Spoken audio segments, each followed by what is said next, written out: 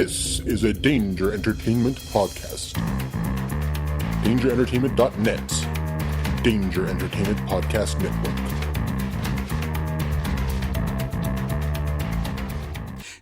Jeff, what are you doing September 22nd through the 24th? I'm going to the Cincinnati Comic Expo. That's right. Ladies and gentlemen, Hobie listeners, Cincinnati Comic Expo returns to the Duke Energy Convention Center September 22nd through the 24th, 2017. Great guests include Greg Capullo, the artist from Batman, and, just announced, John Ratzenberger. Yep, Cliff Clavin himself. So get your tickets at CincinnatiComicExpo.com and come party with Hobie and Cliff Clavin and Greg Capullo. More artists and guests will be announced on Cincinnati Comic Expo on Facebook. Get your tickets now. Alright.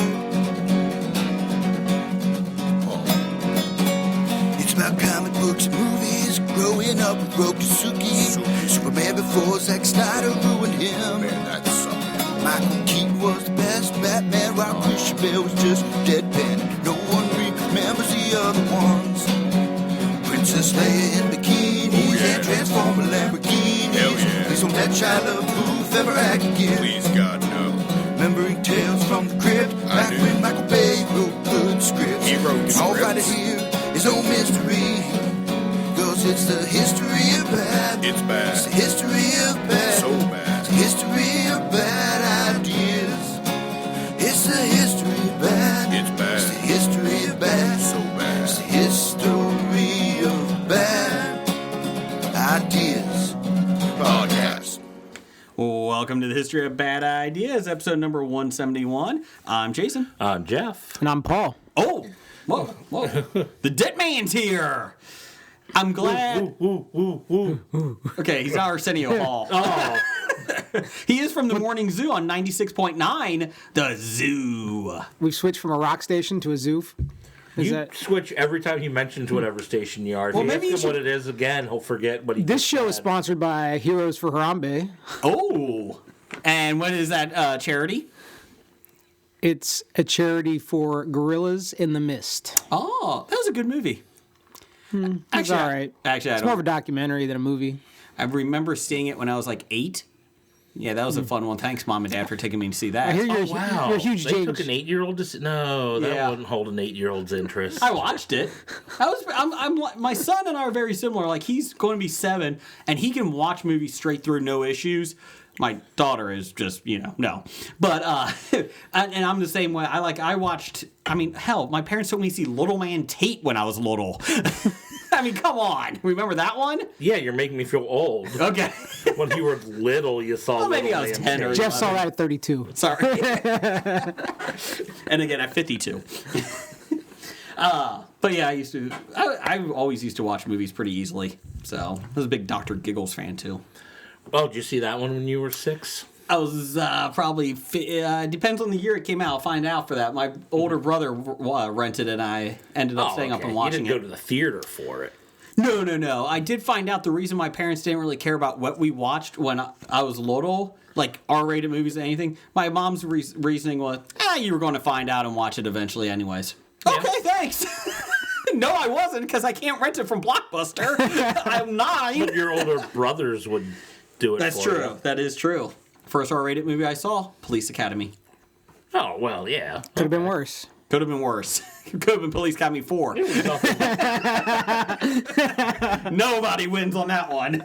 There was nothing too traumatizing or anything in Police Academy. And I mean, really, it was about a couple of boobs and some language. That's just the actors. So so everything that was PG-13 in the 80s, basically. Yeah, pretty Pretty much. much, yeah. I mean, Got it. Yeah. well, that came out before there was PG-13, maybe? That's the only reason it was Probably. R? I don't know. But Ditman is sitting with us this week because Blake is doing his civic duty. He's voting. So he is out again. He will be back next week. And so Voting or boating? both. He's voting on a boat. I don't know who's voting for. V-voting? Yes. V-boating. Yes. So thank you, Blake, for your civic duty of voting. Remember, libertarian. Anyways, so anything going on with you, Ditman? Have you seen any new movies? I have not. I think I've been off the movie slide for a while. Well, We did catch the Fantastic Beast and Where to Find Them. I thought you were going to say Fantastic Four. I was almost very Well, cry I believe nobody watches that. We saw it. Ooh, that's unfortunate. Yes. So we'll change the subject. So how was Fantastic Beasts and Where to Find Them? Because I haven't seen it yet. I was pleasantly surprised. It's very Harry Potterish, but it's very mystical in the same. Are you regard. a fan of Harry Potter? Harry Potter. It's not terrible. Okay. It's like I can watch it. That's about where I am. All right. So That's actually on the billboards when people are trying to see if they want to do it. The critics' choice. It's not terrible. my one thing I would say about it is I was surprised that Johnny Depp was in it. What? Now leave it at that. Spoiler! It's not a spoiler if you don't know how or where Or care. or care. Fair. That's the prime one. But I was surprised that Johnny Depp was in the movie. Did you watch the other Harry Potter movies? I watched all of them, but the last set, I'll say a set because it was supposed to be one movie, but broken into like 3 parts Yes. or 5 parts or Yeah, something. Peter Jackson did it. Yeah. Yeah. two books or 2 movies from the last book. Yeah. Money grab. Oh, so you missed actually the good movie, or the second best of the movies. Yeah. The third movie was the best, and then the last movie, Okay. and everything else was meh. Did you watch them all, Jeff? Yeah, I've seen them all. Oh, you have you? I couldn't get past the second one, and I think part of it was the bad child acting. And I don't blame them; they were Yeah. young and all that. I couldn't get past it, and I'm not against it. I just have never been intrigued by it. Do I need to see the movies to see Fantastic Beast? I doubt it. I The doubt Harry it. Potter. Okay. It looked There's intriguing. no real relationship between the two. I think the story stands on its own. So Yeah, well, since it happens way before whatever happens in Harry Potter, I Harry don't Potter. think there's anything that's going to affect the storyline. yeah, I think there was like one reference to the kind of Harry Potter world in the whole thing. So and it was just in passing. Because this one takes place in America, and it's all the American Americans. America. wizards as opposed to those British, stuffy British wizards. Well, the people in it are British, but it's in America. We're not against British people. We're nerdly.co.uk. That was pretty cool. I'm just saying they're all stuffy over there. Oh. And we're all like gun-toting, violence-loving, cheeseburger eaters. Speaking of that, They're stuffy. Beer drinking, shotgun shooting. so speaking of that, people in Kentucky are quite pissed off about Saturday Night Live. What's that? Because they did a skit. Kentucky? It's a suburb of Alabama. Saturday Night Live. I thought that was a show that was on in like the 80s. No. It's actually the ratings are the highest they've been in 20 years. Well, they make fun of Donald Trump a lot. Well, that's the thing. It's all, they're thanking God that Trump won. They're like, thank God. No, so they made fun of Kentucky, and I didn't see the skits yet. I guess it was something to, the hillbillies down there, or, how they voted for Trump. To be now. clear, I don't think people in Kentucky are hillbillies. That is just Saturday Night Live's interpretation. Yes. Well, now people in Kentucky are upset because they're like, these people from Saturday Night Live have never been to Kentucky. That's not what we're like. We don't have Confederate hats and cut-off shirts. It's like, well, kind of do. Yeah, when you get into the deep hills of Kentucky, yeah, Louisville doesn't have that. But it's a caricature. Yeah, and you people in Kentucky have voted for Mitch McConnell for how many years now? Mitch McConnell. They're going to make fun of you because they really hate Mitch McConnell. I'm a slow turtle. Slow turtle wins the race. I do. My name is Mitch. Fuck Obamacare. I feel like he's like the Republican version of like Harry Reid. Oh, I love Harry Reid on Good Morning America. No, that Senator Congressman guy. My bad. They're like this. They're like the same but different Harry's from Nevada, right? Isn't he? somewhere. It doesn't matter. It's irrelevant. It's from out west. I'm from Kentucky. But anyway, so people from Kentucky are pissed off at Saturday Night Live. So you're It's saying I like- need to hunt down that skit and yeah, watch it and it's like and probably laugh? it's from Union, Kentucky, I think. And I'm like, I don't know where Union's at. it's I feel like that's just south of here. I think it is. Then again, everything's south of South here. Except Cleveland. But I'm like, who the fuck cares what Saturday Night Live does? Do you think they really care? You have a stereotype in Kentucky anyways of your hillbillies. Okay, who cares? Ohio has a stereotype of being, tight asses and Republicans. Well, I don't know. Really? What are we- That's our I don't know. What's our stereotype? stereotype? Losers in sports. That's what we are. Yeah, we do. We have a Perpetual mediocrity. yes. Which will change in a couple of weeks when the Blue Jackets win the Stanley Cup. Not going to happen because my Leafs are. So But then it's like New York, they're assholes. Boston, well, nobody likes Boston. Yeah, that's true. Oh, you got that Tea Party thing going for you. Yeah, we threw tea in 200 years ago, 300 years ago. We don't care. 300 years ago? 17. What year was that? Pretty sure it's not 300 yet. But I'm not good at math. We don't count here. But I'm like, it's Saturday Night Live. It's what they do. You know, that's their thing. They're a skit. They're sketch comedy. They make fun of people. Just because you got the crosshairs this time doesn't mean they're not going to make fun of people. People. Just think what they're going to do in 4 years when Trump's done. Do you think? You think Trump is going to finish his 4 years? Wow, this has become down the hall. This has become. Down the hall. Is this Stumpy or what is that? Soapbox on the Canadian Podcast Network. This is the hot takes version of the political podcast. Do you think Trump's going to make it 4 years? I didn't say 10 years. No, he will not make it 10 years. To be clear, I didn't say he'd be president for 4 more years. Okay. Supreme Overlord. Do you think he'll be the Supreme Overlord in 4 years? Jeff, you don't think so? I don't think so. I feel like something's got to catch up with him, right? I think there's too many things to go that I don't think whether he resigns, he's impeached, he dies. He just quits. Yeah. Yeah, this sucks. I want a better job. I feel like if he would have quit, it would have been the first 6 weeks. Fuck it, I'm out. I picture him as that guy with the, I forget what the commercial is, but the Navy guy is like giving his passcode and it's like, I hate my job. Well, he hasn't made his 100 days yet. I was giving him at least his 100 days. I think 100 days is coming up, right? It's coming up, I think. Okay. But I don't think he's hit it yet, but I can't do math, so. That's right. This podcast doesn't. This is only the 101st day of the year, so I think he's still got about another 20 days. Okay, about 20 On more the days. positive, Hillary Clinton's still in the woods. She's out hunting or doing something. I don't know. She's doing hiking. like talk shows on how she should have been president. I know. She I haven't heard or seen any of those. did. She started doing that last week. And it's kind of funny. Trump's doing the country like, Trump, you got a lot of stuff going on, Supreme Overlord. You know, we're not going to mock you. I mean, you're Supreme Overlord. But he's going around the country doing like a victory tour. Clinton's going around going a consolation tour like, hey, I should have been there. I'm not dead yet. I'm feeling spry. Although I did see where Bernie Hillary, Sanders is just looking for his teeth. He had to sell his third house. after Syria used the gas and whatnot, Hillary said we need to have no fly zone. We need to shut down the airfield. And then the next day, Trump bombed them. I'm like, Hillary told him to do it. And then she got on Trump for bombing. And I'm like, wait a minute. Nobody's happy. All right, that's enough of the political podcast. Okay, Let's if move you're on. running for political office like president and you lose, especially you're Hillary because she's what, almost 70 or so like that? She's 65, 66. Wouldn't you just go away? Like, I'm done. Fuck you all. I'm out of here. This is what you made. No, because this is the bed. she was getting paid off by all the other governments. Now, like Allegedly. now she's allegedly got to pay them back. I'd be like Barack Obama. Fuck you, I'm windsurfing. I did what I had to do. Have you seen my chicken legs? I don't fucking care. I don't care why, because I'm making like $500,000 in retirement. It doesn't even matter. Fuck it, I'm windsurfing.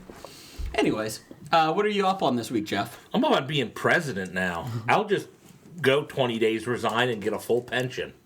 Do you get a full pension with that? I think they do. I think they. I'm amazed by his ability to show up. Or Keanu. maybe just become congressman, run for 2 years. You know, local guy here did that, and he's got a full pension for just 2 years of doing nothing. Okay.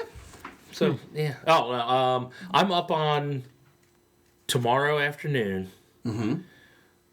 A couple of the theaters in town are showing Clue in the theater. Really? And tomorrow afternoon, I'm going to watch Clue in the theater. What time? 2:00. Damn it. I think they also have 7:00 showings if you really want to go. I got my son's baseball practice. Damn it. Yeah, but that's And I don't think I Oakley could, and Florence. I'm one of the assistant coaches. I don't think I can skip the first practice. That probably would not be good. Wow. Let us in. Let us out. To make a long story short, Too late. you arrived one by one. Why'd the car stop? It was scared. If you haven't seen Clue yet, please go see it before they remake it. Paul, what are you up on? Up on a couple things right now. So up on retirement. So I'll break the news. Retiring from the military this summer after 20 years. Good job. So your civic duty is almost to an end. Are you going Yes. hiking in the woods? So that would be the second I'm up on. I'm up on Gatlinburg, vacation in 2 weeks. So, and I believe you are also on the road. Pretty soon. Pretty so, soon. Pretty so excited. So now I'm kind of in that retirement mode. Granted, in real life, I still got to work like another 20 years, but it's like a mini positive. The retirement. military retirement. Right. Just in time after the recent bombings of Syria. So Stop loss. You sure you don't want to re-up? pretty sure I don't. Somebody I work with, one of her best friends actually just joined the military. She's a younger person. And it's like, it was right before the election. It's like, you might have wanted to have waited for that. Hold out till after, you might get another better bonus. That's right. Or at least a free education at Trump University. Yeah. Yeah. Even how if you much education is worth at Trump University. even if you don't like it, you get your money back from what I hear. That's right. Down the hall. I'm up on, what am I up on? Jason Brown, who was on our show 2 weeks ago. Yes. Director extraordinaire. He worked on Avatar. He's doing Imaginary Friends at the Houston Comedy Film Festival, a short film he did. He is nominated for Best Director at the Houston Comedy Film Festival. So congratulations, Jason. We're hoping he pulls out a victory. That's right. Also, fun fact, if you go to his IMDb page, he under trivia, he is now listed as a frequent guest of Hobie. So we appreciate that. There we go. We're on IMDb too. Yeah, take that. Nice. One of our networks put us on there, so fuck yeah! You on TripAdvisor yet, where I can rate you guys or not? No, we're on Yelp. Oh, Okay. Only 4 stars. is the Bob Studios on TripAdvisor? That's on Yelp too. Good to know. Not TripAdvisor yet, though. We don't trust them. I'm up on the Thor. You all right over there, Jeff? You dying? I'm up on the Thor Fraggle Rock Ragnarok trailer. Looks amazing. That was a pretty good trailer, I do have to say. I saw it yesterday. Yes. Impressed, I like the Incredible Hulk. but cautious about it. It's like you could put all that good stuff out in the trailer. Yeah. Just you better deliver. What I was thinking was they put too much good stuff out. Right, and that's what I'm saying. You don't want everything in the trailer to be all the good stuff in the movie. Her breaking Thor's hammer was awesome. Yeah. That Again, was pretty fucking awesome. I know you want to get people hooked, but most people are already going to see it anyway. Yeah. Watching that in the trailer felt, oh, really? Well, my question is, Jeff Goldblum, does he act anymore or is he just plays himself? I thought he's still living off the royalties of Jurassic Park Let's go faster. And Jurassic Park 2. and 4. Oh, damn it. No, I was wondering because he plays the same character. Like, there's no real tone change in his voice. Originally, when he showed up, I was like, is he the collector now? Did they get rid of Del Toro? Like, did they get rid of him? Did I miss something? Nope, same guy, a different guy. I liked it, though. I like Why wouldn't he play the same guy? the same character, like, and everything. I did like Thor. Hey, I know him from work. I feel like they're doing a very Guardians of the Galaxy vibe, humorous to it. That's what it looks like. Because It looks everybody... like it's going to be more, or at least maybe they showed all the humor in the trailer, but it has more of a humor vibe than they usually get. But does it matter? I mean, nobody really cares about Thor. Like, people go to see it, but nobody cares. Nobody really cares. I think the about first Thor film had a little comedic undertone as well. So I think it was a little kind of bit. They had consistent. some, but it seemed like they were putting this to the forefront. I don't know if Okay. it was just this The particular scenes trailer. they chose for the Yeah. Okay, fair. James Gunn, from director of Guardians of the Galaxy 1 and 2, said this was, when he saw the trailer before it came out, before everyone else did, he said this was his favorite trailer of any movie. Ever or That's what he Marvel said. movie? That's what he said, favorite trailer. So I was like, wow. My favorite trailer was Phantom Menace, then I saw the movie. God, that trailer was good. It was a good trailer. It was a good trailer.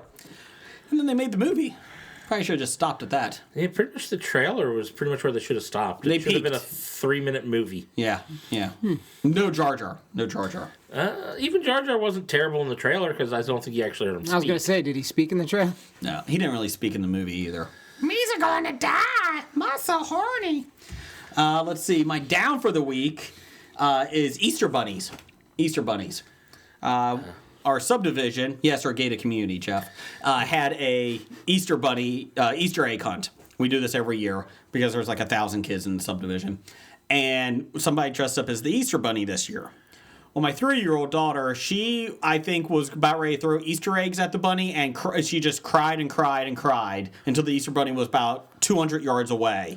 And then it came to realization as I was asking my wife, has there ever been a good Easter bunny outfit, like costume? I feel like they all look like rabid dogs or just creepy. So here's what I'm down on. Doing Easter egg hunts the week before Easter. Well, they tried to do it the week of Easter one year, and then everybody bitched about it. We got Because- stuff to do!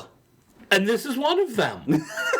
Yeah, Easter we celebrate the holidays on the holidays. Yeah, this isn't like Christmas where you can put up lights at Thanksgiving. This is Easter. You show up on Sunday, and that's Easter. We'll let you show up. We'll let you do the egg stuff on Saturday. Yes.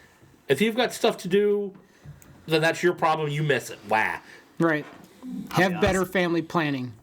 I'll be honest, I'm not really a big fan of Easter. Is that what family planning means? That's exactly what family planning means.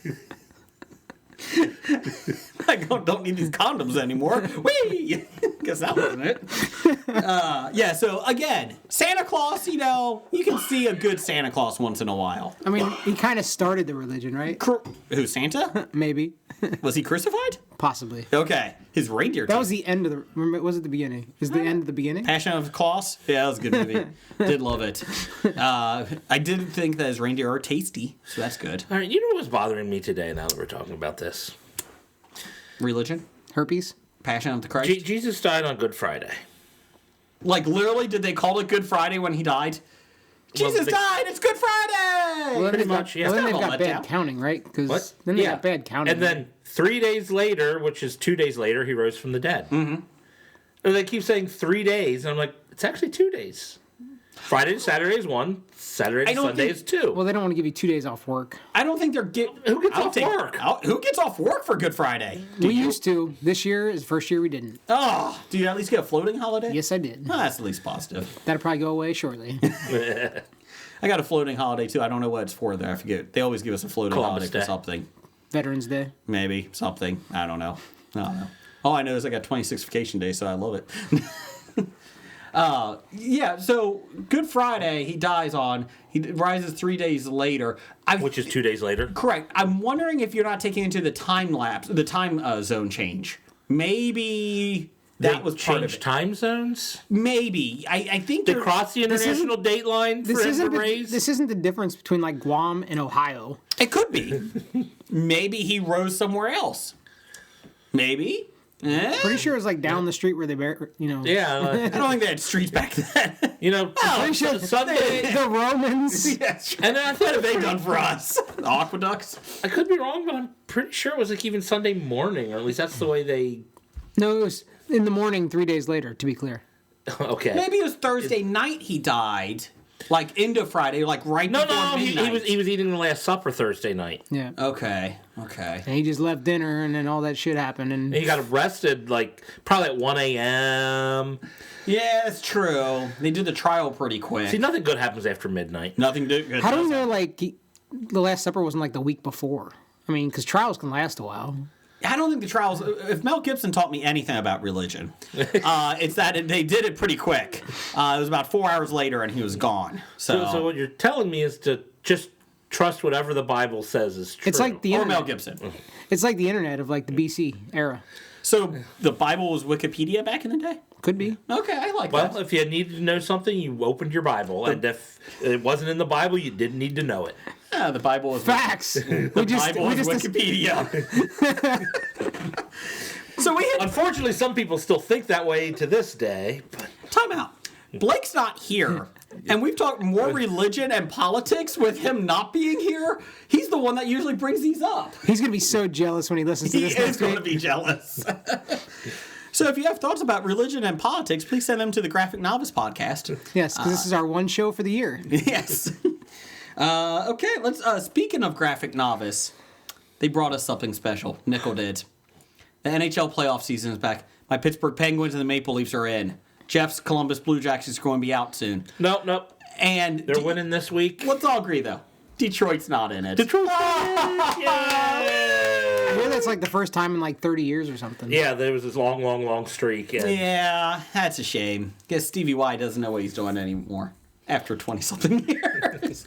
So, Nickel, if you can listen back about 100 episodes ago, he used to do hockey reports.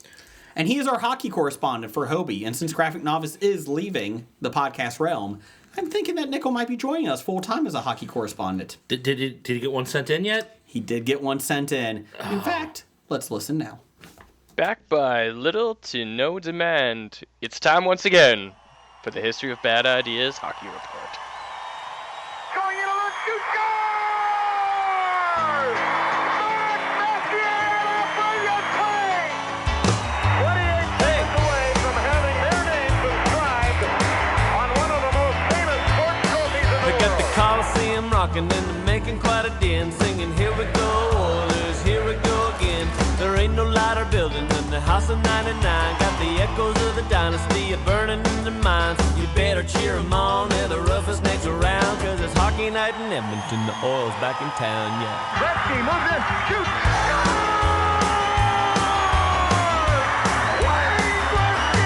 Skating quick and passing pretty fast, the sauce around the league. The goalie stacks him up and makes a save he can't believe. The elbows in the corners and she getting kinda rough. But I know we got some boys that ain't afraid to drop the gloves. You better cheer 'em on, they're the roughest necks around. Cause it's hockey night in Edmonton, the Oil's back in town, yeah. Here's the puck rolling down into the Edmonton zone. Fired on net. Brad Fjord comes up with a glove All save. they got is broken noses, missing teeth and blackened eyes. Beards and blood and guts and stitches, keeping playoff hopes alive. And the spirit of the Alright, this might not be the first place you hear it, because let's be honest, this podcast usually deals with a lot of stuff that really doesn't matter. And so they probably haven't mentioned this important piece of news yet, but after 11 years in the heart of darkness, the NHL's favorite sons, the Edmonton Oilers, have finally returned to the springtime dance, the Stanley Cup playoffs. Round 1 starts Wednesday. Let's get you ready. We all know that the Edmonton Oilers are pretty much a shoo-in for the Cup. They have the best player in the world in Connor McDavid, the best German in the world, Leon Draisaitl, the best Swedish pair of defensemen under 25, and the best Canadian-born Italian guy named Milan. Or Milan. Nonetheless, there's nothing quite like the first round of playoffs in the National Hockey League, so let's go over the series, go over which ones are worth watching, and make some predictions that you can take to your bookie and make some money on. Let's start in the East. The Washington Capitals, the league's best team through the regular season, square off against Brigger's adopted team, the Toronto Maple Leafs. Washington should be able to win this one in 3, but it's a 7-game series, so they'll need 4 for the league to recognize the victory. Toronto will probably sneak out a win at home. They won't deserve it. It'll be a lucky one, but it'll just be a speed bump for the Caps. Take Washington in 5. But this will be a fun series to watch and worth watching. Both teams like offense. Next up, Pittsburgh versus Columbus. Jeff's Blue Jackets against last year's champions and another one of Brigger's adopted teams. Perhaps the most anticipated series, in the East anyway, as both teams had great seasons. Crosby versus Officer Bobrovsky. I'll be cheering for the boys from Ohio, but if I'm putting money on it, I'm taking the Penguins in 7. Next we have Montreal versus the New York Rangers. 2 original 6 teams, but not the sexiest of series. I don't see this one being that exciting to watch, and as such I'm less invested in this prediction, but I'll take the Montreal Canadiens in 7. Lastly in the East, and for good reason, Ottawa versus Boston. This is not a series I'd go out of my way to watch, but I'll take Boston in 6, even though I think Ottawa finished higher in the standings. It's a soft, it doesn't matter, they're not going anywhere else anyway. Moving on to the West, we have Chicago versus Nashville. Take Chicago in 6. St. Louis and the Minnesota Wild. Nothing all that wild about this Minnesota team, and they've stunk lately. Take the underdog Blues in 7. Anaheim Ducks, a team named after Gordon Bombay's Mighty Ducks, takes on the Calgary Flames. Take Anaheim in 6. But finally, the most important series in round 1 of the Stanley Cup playoffs, the Edmonton Oilers versus the San Jose Sharks. I don't even mind San Jose. They're a team full of fantastic beards, but they're going to fall tragically to the juggernaut that is the Edmonton Oilers. If you've never watched the league's most electrifying player, tune into this series as Connor McDavid leads the Oil in their historic march to the championship. Take the Oilers in 5. Alright, that's it for me. Back to Brigger, now, Blake, and whoever the hell else is joining them in the musty old Bob Studios this week. Enjoy the playoffs, and if you've never watched hockey, give it a shot. drop me a line on Twitter at Graphic Novice. Here's to it, folks. Go Oilers.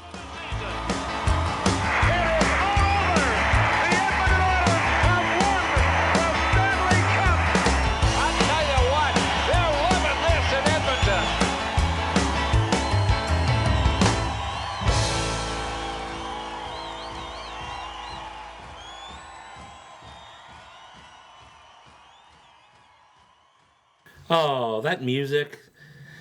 It reminds me of the time when we were on the video for our local minor league hockey We team. were, Jeff, for a whole year. You and I dancing on the video. Like twice a game. They would play before the game and before the second period.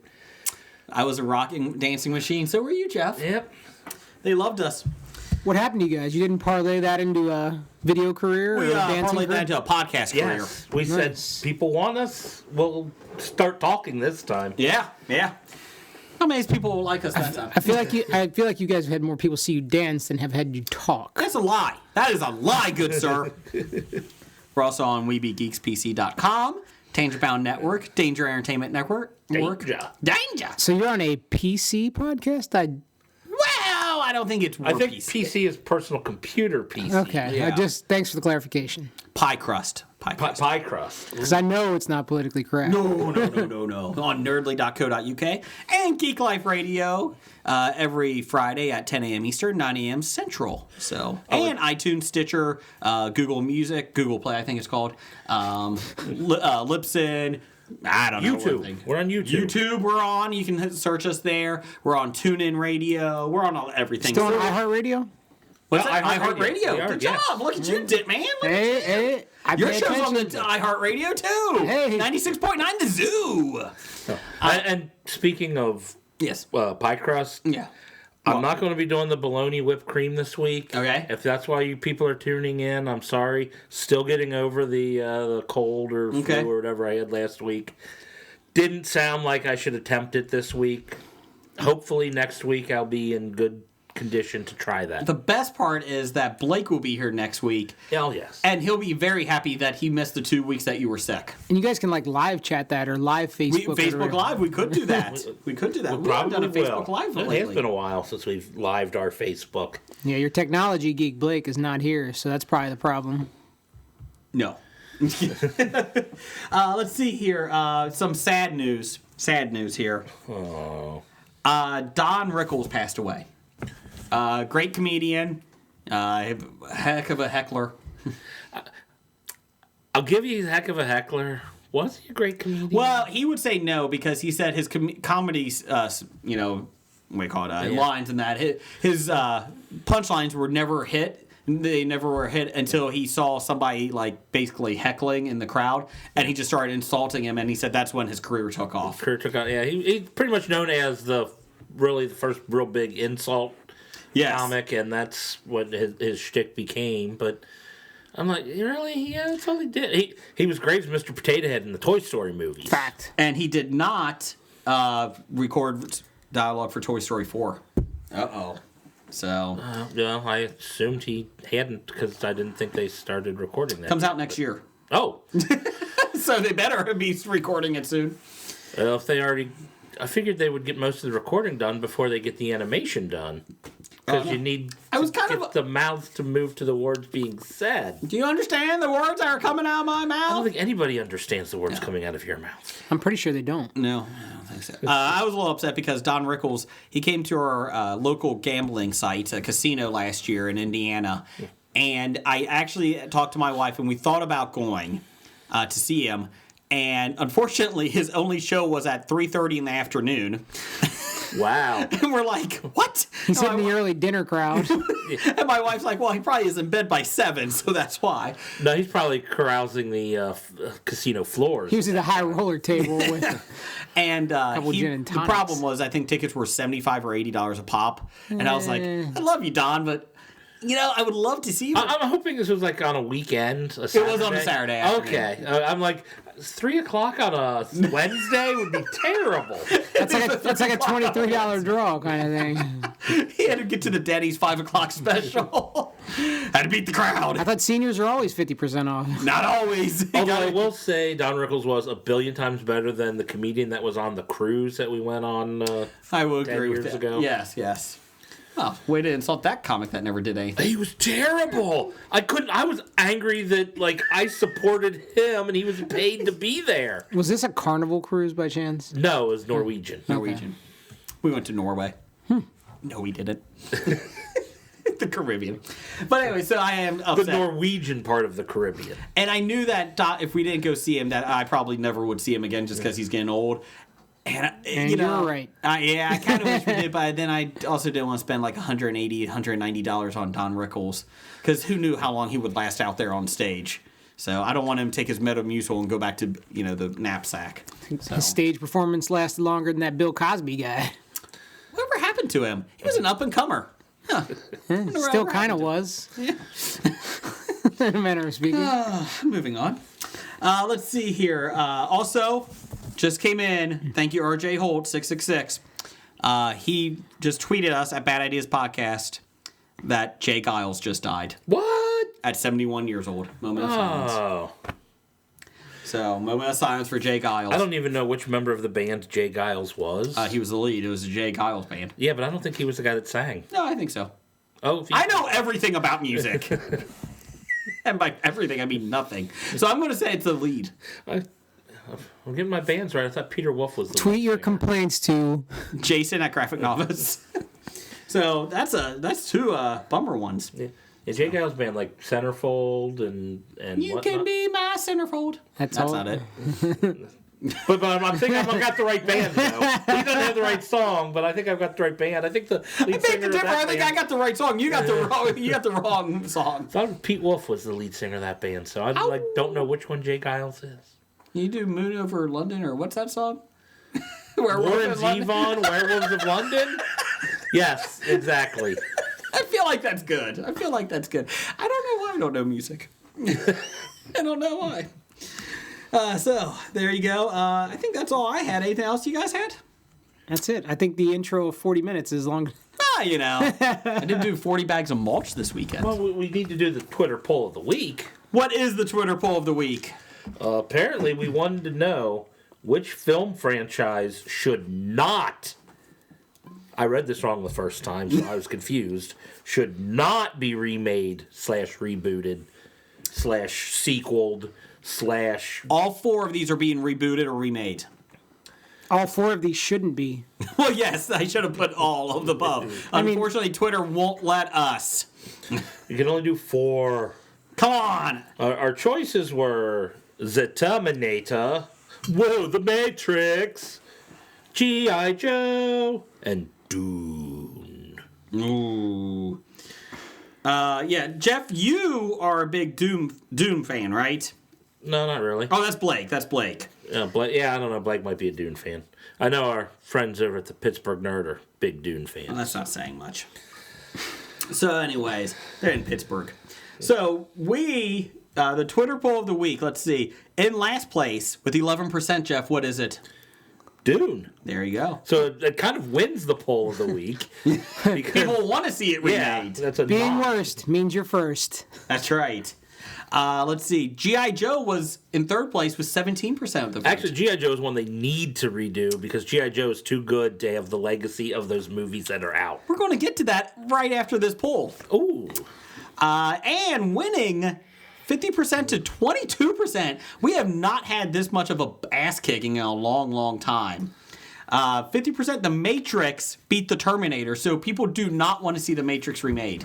Hell, I didn't want to see Matrix 2 and 3, to be honest with you. Hell, you didn't even watch Matrix 1. I never saw Matrix 1, I only saw 2 and 3. I've not seen any of them, so I've never seen any You of watch 2, you will just hate yourself. So I'm the only one that's actually seen The Matrix. on purpose. Did you see the other 2? Yeah. Oh, okay. The only reason I watched the first one was because I was working at the theater when the others came out, and I thought I should watch the first one before I see these sequels. I think you thought I should watch this since it's free.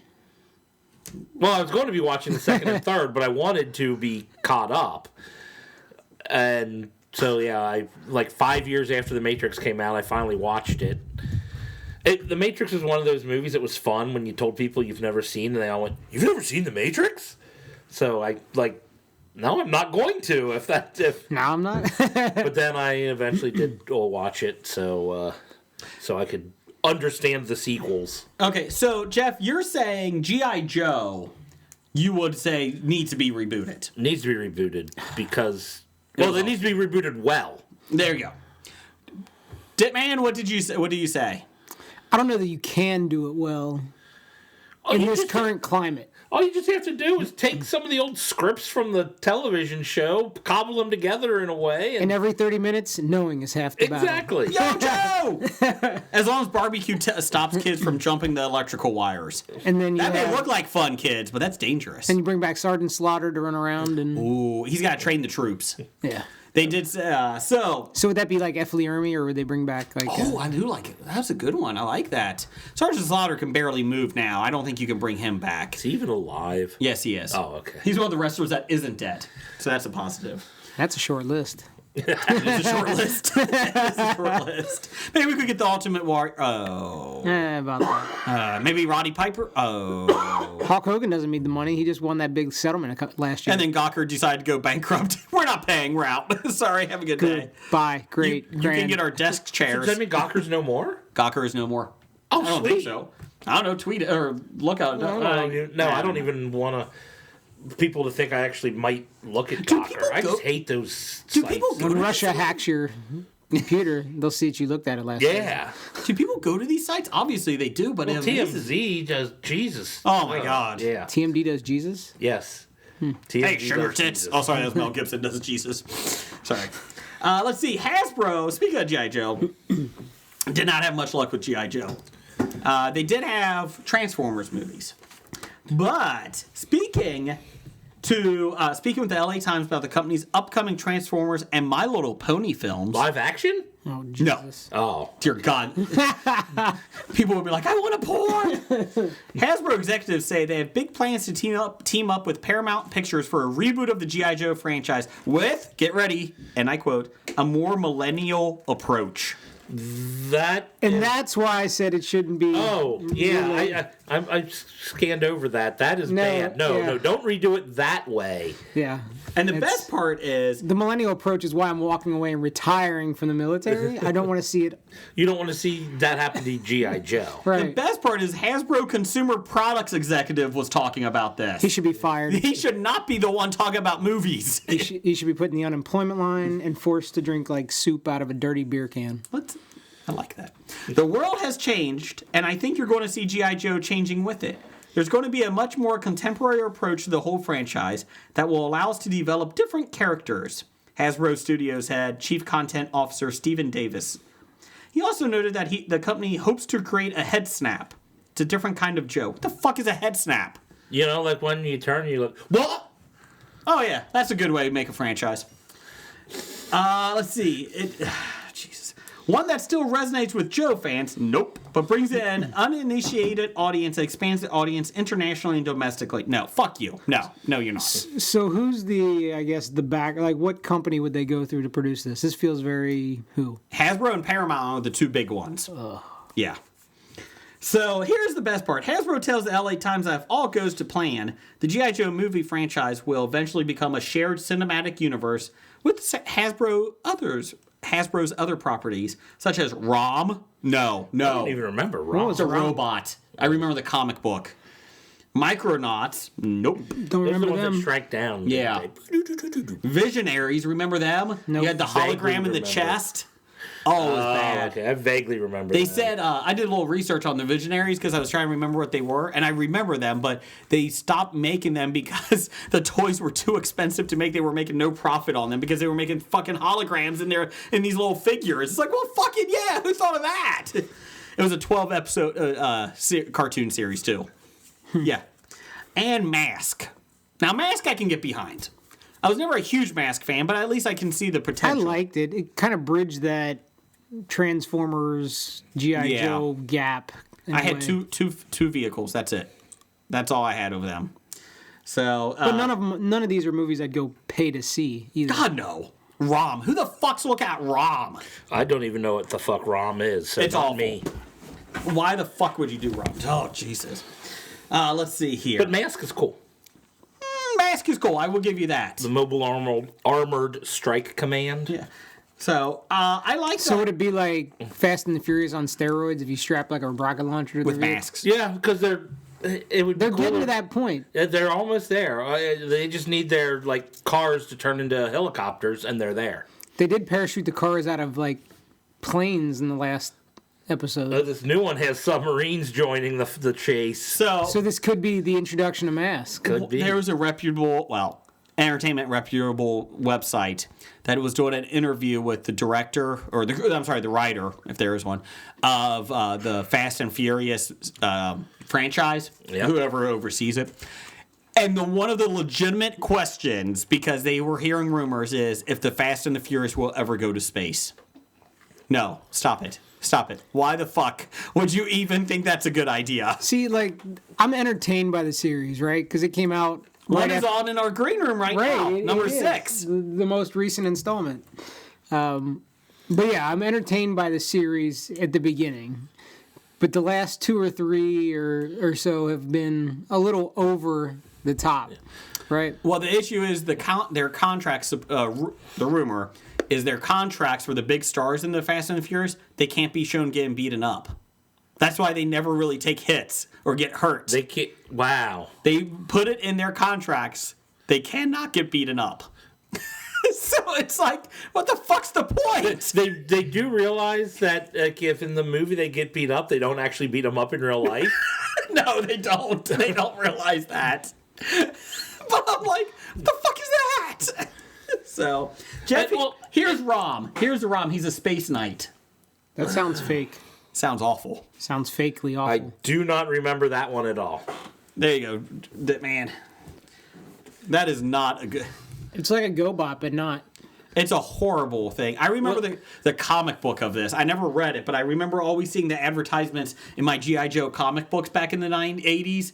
And oh my God, I was like, why the fuck do I want to Rom? He looks like a fucking... I don't even know what he looks like. He looks like a 30s prediction of what robots in the future look like. What was that robot Rosie that was on? What was it? Jetsons? Jetsons? Yeah. Looks like, yeah, probably With a gun. like Rosie's dad or something. Or maybe love interest. They made a toy line. Let's purpose? see here. Yeah, I guess. In 1978. And there's the toy. How would you like to get that under Christmas That's tree? older than us. Well, No, not two of us. all of us. How would you like to get that? Thanks, you gave me Rom the robot. Where's his bag at? We didn't make any. What the fuck?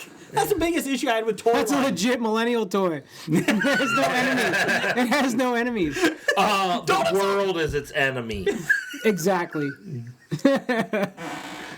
Look at that guy over there. He looked at you wrong. He probably thinks you're scuzzy. You should go find a safe place. Conformist. Anyways, thanks for all the millennials listening. We actually just don't understand you, so that's why we... Don't worry, the world doesn't. Let's see. Let's get some listener feedback.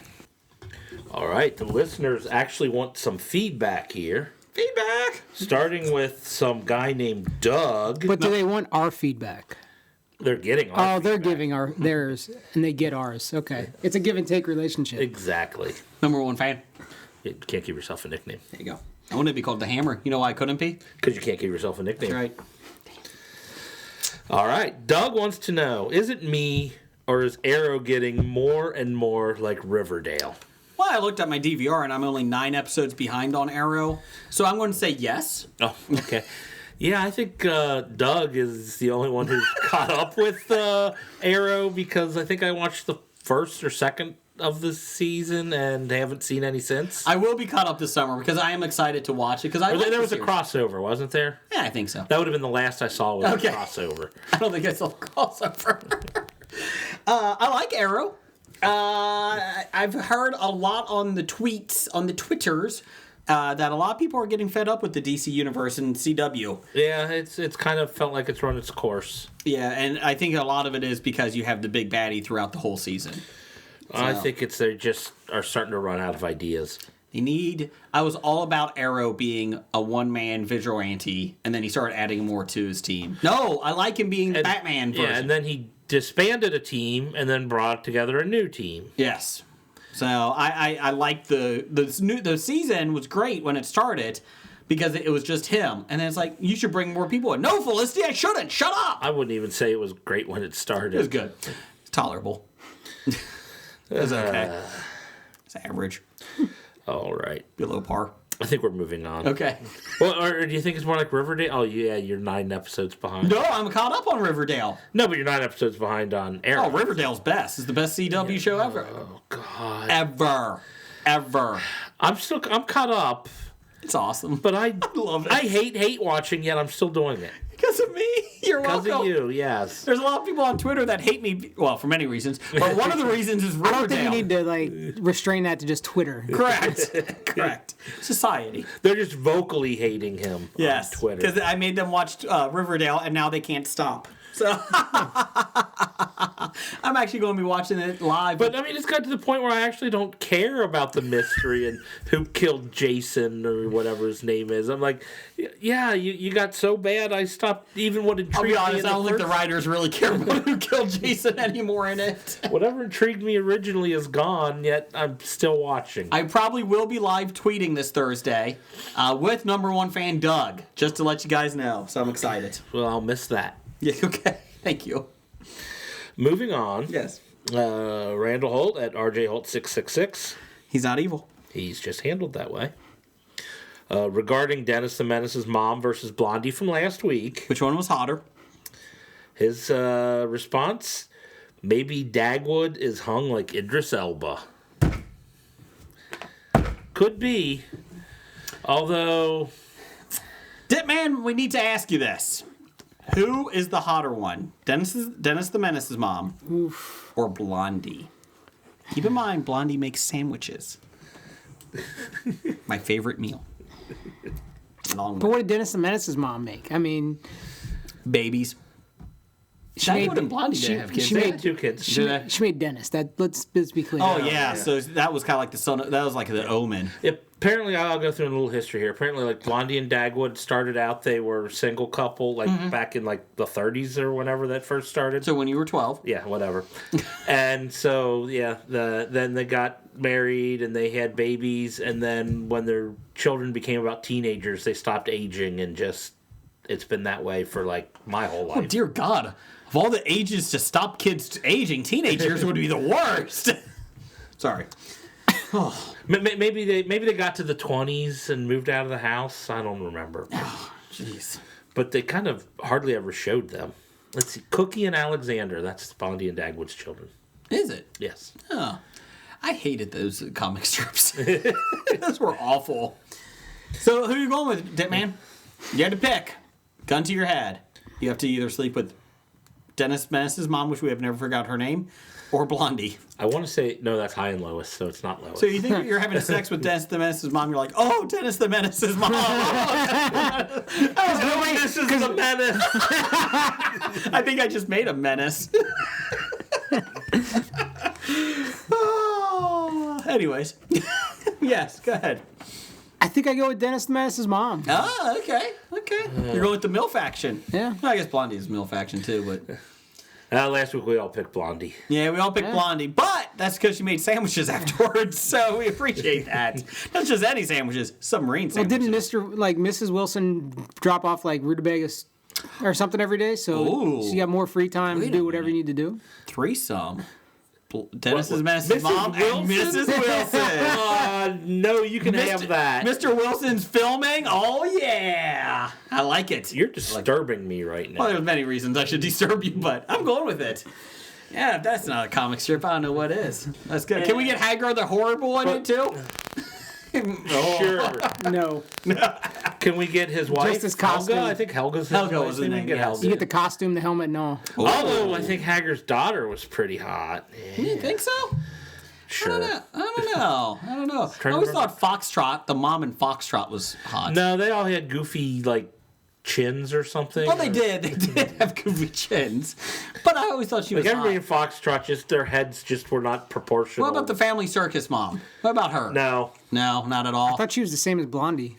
no. She was pretty close.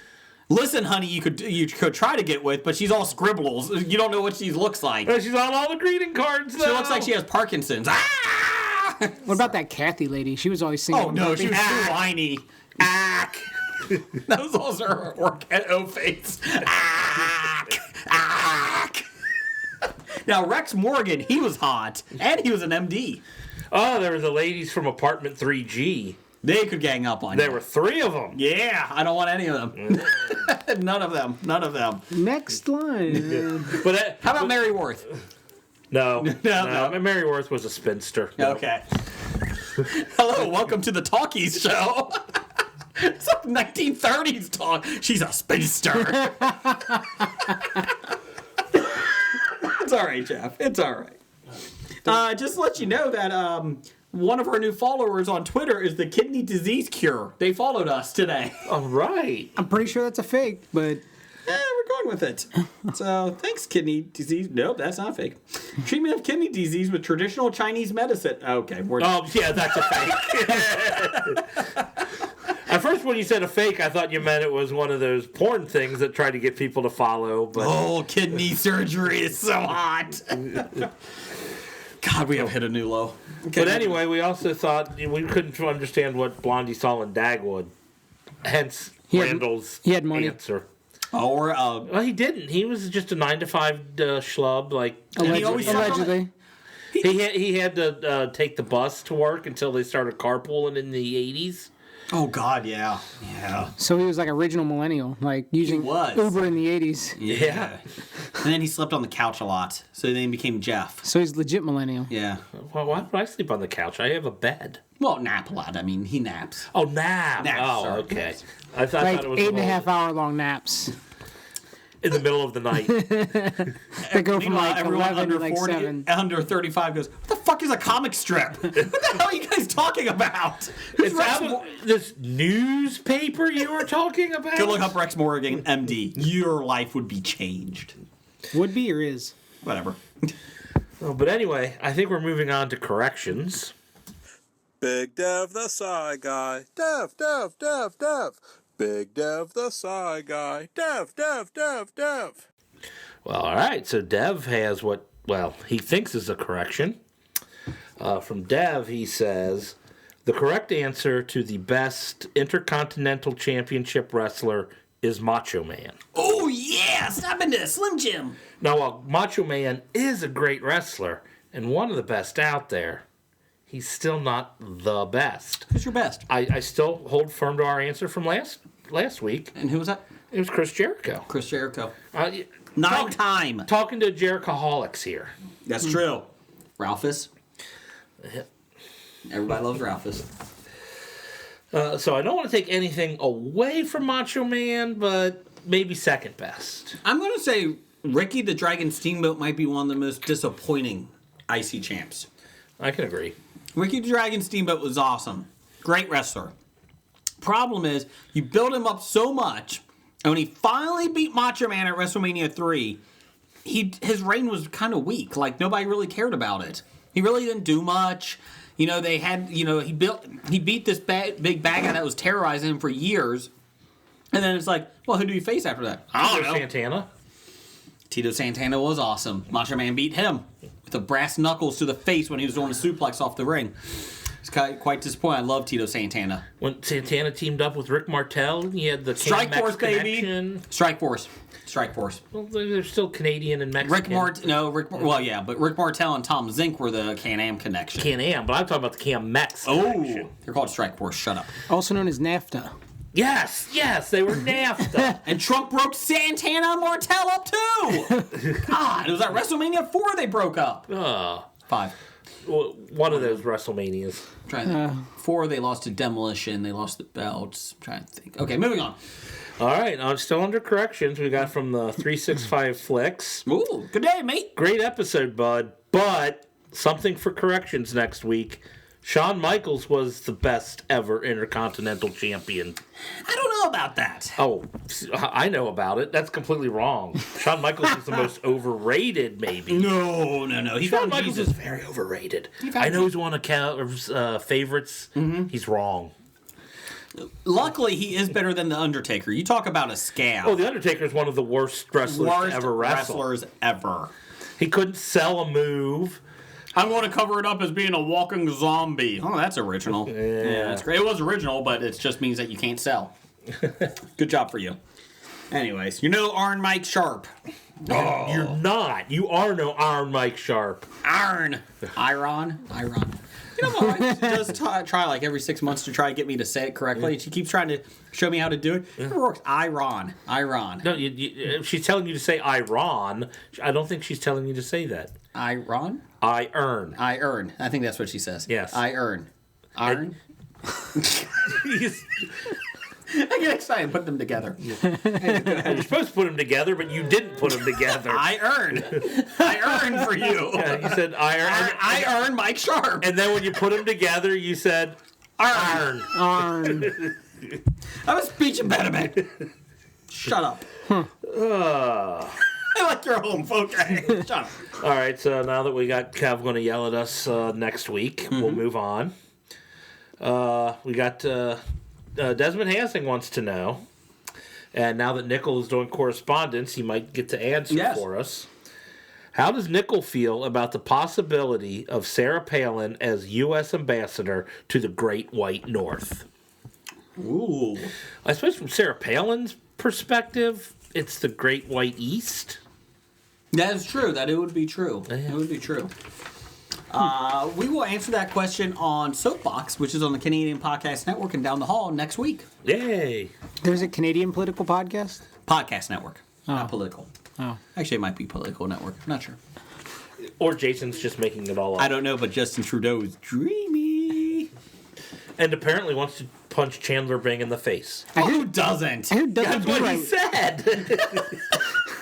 And you know, I've watched a lot. If you haven't heard that story, it's kind of funny. Look it up. I have watched a lot of Friends recently. Fucking, I say this every couple weeks, but Ross is really the fucking worst. Yes, he is awful. He might be like the worst character on a popular show. Like They were trying to get a nanny for their daughter, Jennifer Aniston, Rachel and Ross's daughter. Yeah. And they interviewed this guy who's perfectly acceptable, and they're like, he's like, but he's a man. See, the problem I had with him was he was Freddie Prinze Jr. Oh, that's right, it was, yeah. Yes. He's all that. He is all that. Yes, he is. No one has paint on their overalls.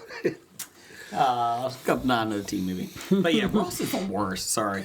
Okay, He is. He's terrible. Even when Janice says you whine too much, that's an issue. Yes, he is worse than Janice. You're right. That was on the other night. Okay, go ahead. Keep moving. Oh, let's see. Where was I? Bob. Oh, Bob. Bob wants to know what our thoughts on the Spider-Man Homecoming trailer is. I liked it. I liked it a lot. I'm trying to remember it now. Yeah, it was Spider-Man. He's swinging around. He's fighting the Vulture. Oh, yeah. Michael Keaton was in charge of damage control. It seemed like there was a little too much Iron Man for my taste, to be honest. I didn't see Iron Man. I saw Iron Man. Okay, too much Iron Man Thank in you. the movie for my taste. I saw Tony Stark. Yeah. A lot of that. And I'm hoping they just showed a lot of that in the ad could get people to be there, and he's going to be less, because it's like you're taking away the Spider-Man movie and making it Tony and Peter on the road or something. Based on... The TPS Roadshow. It's like Smokey and the Bandit with Spider-Man and Iron Man. I will say, I do declare, that Tom Holland looks amazing as Peter Parker. They finally got it right. They did say they might keep all the trilogy of Spider-Man in high school. I'm a little confused, because I was just saying, people saw something where they said the studio was a little hesitant to cast Tom Holland because he looked too young. That's a good idea. And I'm like, wait a minute. You're hiring a 19-year-old who looks like he could be 15. He could be playing 15 or 16. Mm-hmm. You want him to be a high school age guy, and you think he looks too young? Yes. He looks too young to play a high schooler, even though he looks like he could be a high schooler. I'll be honest. I think we should get somebody else in there. Can we get Daniel Day-Lewis as Peter Parker? Can we get him in there? How about if we get a 27-year-old to play a high school student? See, that's too young. Luke Perry is not coming back to play that. Oh, no, I think we can get Luke Perry on the phone. Get him in there. Oh, he's on the Riverdale cast. Damn it! Break his contract. Damn it! I want Daniel Day-Lewis as Peter Parker. Here's my problem with it. There's been too many Spider-Man movies over the last 10, 15 years. They've only disagree. only rebooted twice in the last 6 years. Right. I mean, there's like 7 films in the last 10 years. Yes. It's like, all right, stop. The good news is we're hoping not to get an origin story. I don't think they're going to talk about Uncle Ben's death that much. So that's a positive. It'd only be the first 15 minutes. Yes. Well, did you know Bruce Wayne's parents got killed? In an alley or something? Yeah, I really haven't seen much about it. It's kind of interesting. Was that in the first trilogy or the second trilogy? Third Or the trilogy. first remake of the third reboot? Yeah, I think it's in that one. Was it Bruce Willis's Batman, maybe? Was he in I think that was Looper.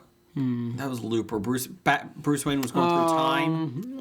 I'm getting him confused with Michael Keaton or something. Time travel works in every movie because it never goes into a Just bad don't area. shoot yourself in the back. That's right. Don't do that. Don't do that. Okay, go ahead, Jeff. Oh, okay. There's our thoughts on Spider-Man Homecoming. Well, moving on, we have a listener review. Oh, Back to Des Hazing. welcome, Des. He wants to let us know he has found his own Riverdale. It's called Riverdale. It's called 13 Reasons Why. He says, I should fucking hate it, but I can't stop. He said it's better than the book. Oh, it's based on a book? Yeah, and he said it's actually more character development than the book. I was like, that may not be a good thing if that has the TV show has more character development. No, it's a good thing for the TV show. Correct. Maybe not so much for the book. No, I actually stumbled upon the trailer for that on Netflix over the weekend and was intrigued that I almost started watching it. Chris Richardson from 365 Quarter Flicks podcast and Nikki, our favorite Kiwi, they both loved it and they binge watched it over one weekend. So just let you guys know. Apparently, it's a series about a girl commits suicide. And she sends out audio tape recordings to 13 different people. I think each one is an episode, telling them why they're responsible for her doing it. Really? Yes. That's what I got from the trailer anyway. I've never even seen a trailer for it. That's a very interesting take. Weird as fuck. But... Yeah, I like it. I like it. So it's on Comedy Central. Go ahead, Jeff. Keep going. Keep going. I think I'll pass this one over to Paul so he can read his own. Come on, Dick Man, what you got? So my question last week was, my unit did the flyover for Red's opening day. Yeah. When is Blake's unit going to do a float by on the Ohio River or something productive anyway? We've had people respond to this. They said his Viking funeral will be during the Reds opening day. And by people, you mean Jeff. No, people on Twitter responded to your question. I was kind of shocked. That was Jeff. I was the one who responded his Viking funeral. Yes, I guess so. I couldn't remember. It was a week. It was a week ago. No, I don't know. So, were you in the planes during the flyby? I was not. I was at the office. Oh, okay. But I heard them fly by. Did you wave to them and go, "Hey, Bill, how you doing? It's me." Not exactly. Do you have a window? I have a window, Bill. but I don't face it. Oh, you don't face the window? No. Okay, well that would be kind of pointless if you did. Your computer would be to the back of you. Anyways, moving on. Or the computer could be between him and the window. You can still look out the window. Good. It's like a metaphor for life. It is. I wish I could get outside, but I can't. This fucking I wish I glass could- won't stop I wish I me. could see the window, but work is right here in front of me. Damn it! I wish I were a little bit taller. I wish I was baller. I wish I had a rabbit and a. with Yeah, a wish I had a hat. girl, I would call her. Which had a rabbit and a hat and a 6'4" Impala. Rabbit in a hat with a bat. And a 6'4" Impala. I actually got more of the lyrics right than Jeff. Look at that. Yeah, he knows his skilo better than I do. Who doesn't know Skilo? I wish. All they know is that song. Let's be clear. Skilo doesn't even know that song. That's the only song he sings. Yeah, I think Skilo knows that one by heart. On a side note, Hanson is doing a 20-year anniversary reunion. Bop. Shibber-dop, bop, And I'm like, boo, bop. do they have more than one song to sing? They got 6 albums, but Doesn't mean they have songs to sing. Only one single was ever purchased. And every album was bop. There's bip, boop, bop, boppy, And then you had the extended cut. bop. and then the radio play cut. Without cussing, because they cussed a lot. Then the acoustic version. Then they had the club. Acoustic version was a good one. They had the club one. Bop. Oh, Dance Club mix? Yep. You got that one. You got the unedited version. Fucking bop. That's all I have. Next question. From Besotted Geek. He has two. He's going, Ditman! Man, I got a popular. What's it like having to carry Blake on your morning zoo show? it's rough, right? You've got to rein in the crazy homeless veteran, Mm-hmm. and I mean when his voice goes up and down, you've got to mix it right in the board. That's not going to happen. That's not going to happen. So That's not we gonna could be happen. looking for an experienced digitizer for the Hobie podcast. Is there anyone to really help that? I don't think you I don't can think there's afford enough it. experience. No. You can get like the GIMP or another intern. We'll be honest, the reason why he's not here this week is because he still has his hand on the car that your morning zoo's trying to give away. You told him employees are not eligible, but he doesn't listen. He's did- on that car. He said he quit temporarily. I didn't understand what the hell he meant. I'm winning that Dodge Neon. Damn it, that is mine. Little do you know, it's just a repainted gremlin And by gremlin, you mean from the movie. movie. You fed him after midnight, it's going to get really ugly. No, he has paper mache around it to make it really big.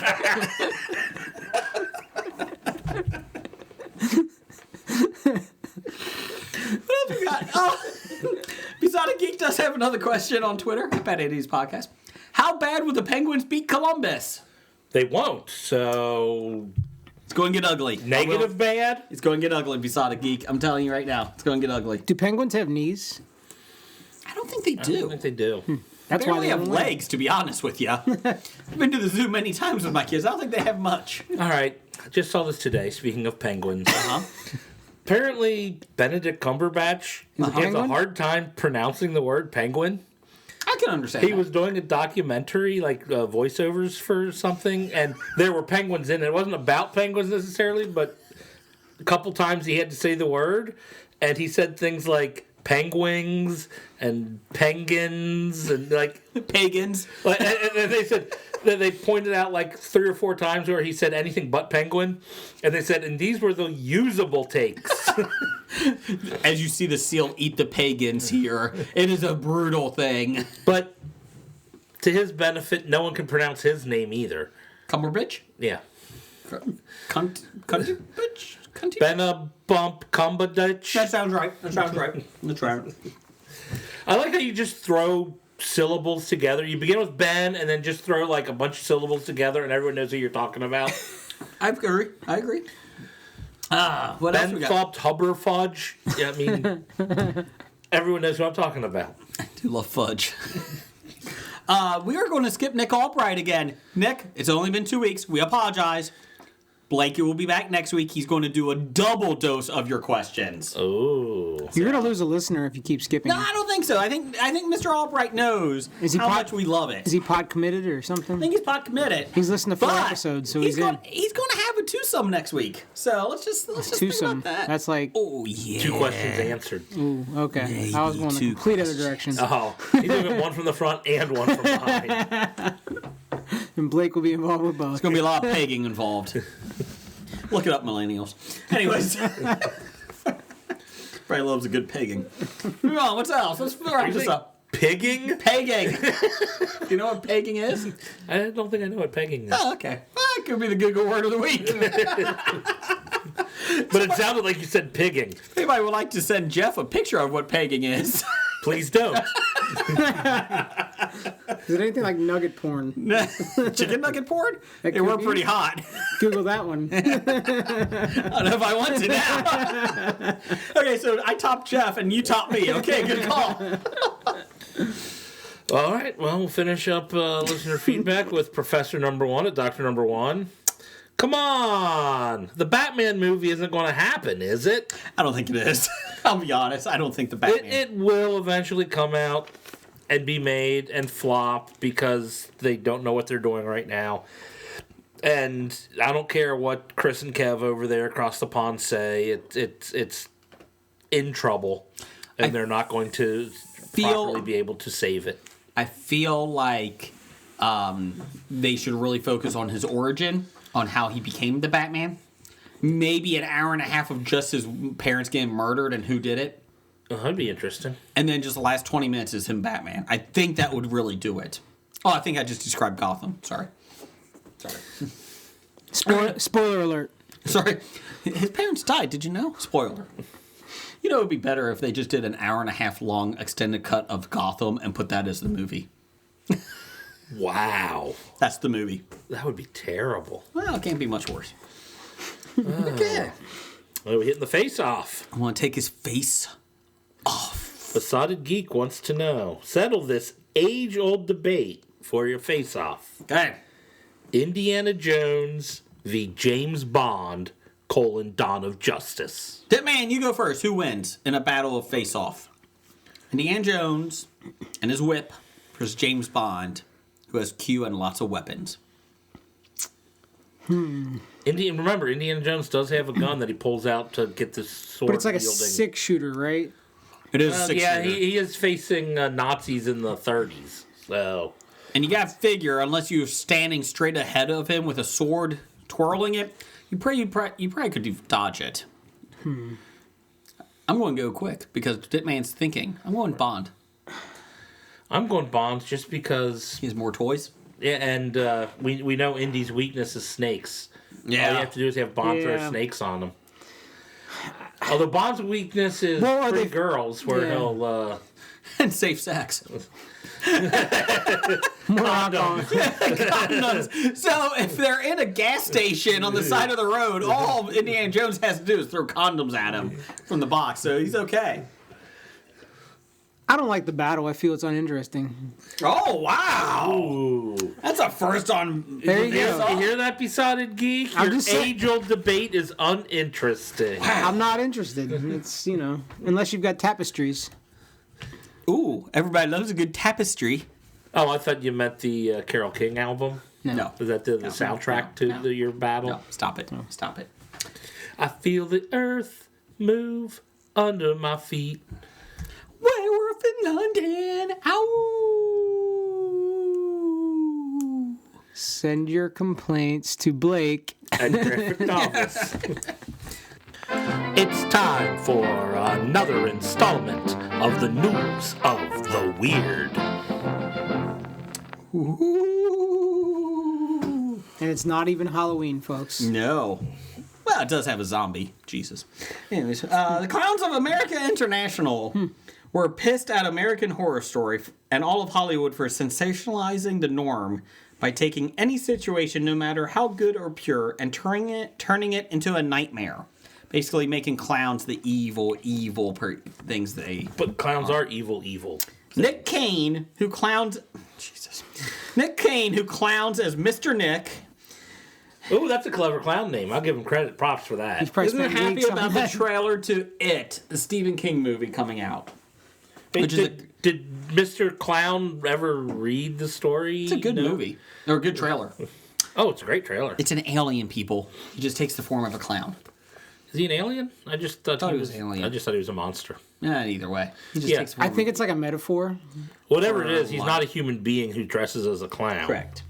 The 33-year-old Los Angeles resident, a.k.a. Mr. Nick, who noticed a considerable drop in traffic to his Yelp page in the days immediately following the trailer's release.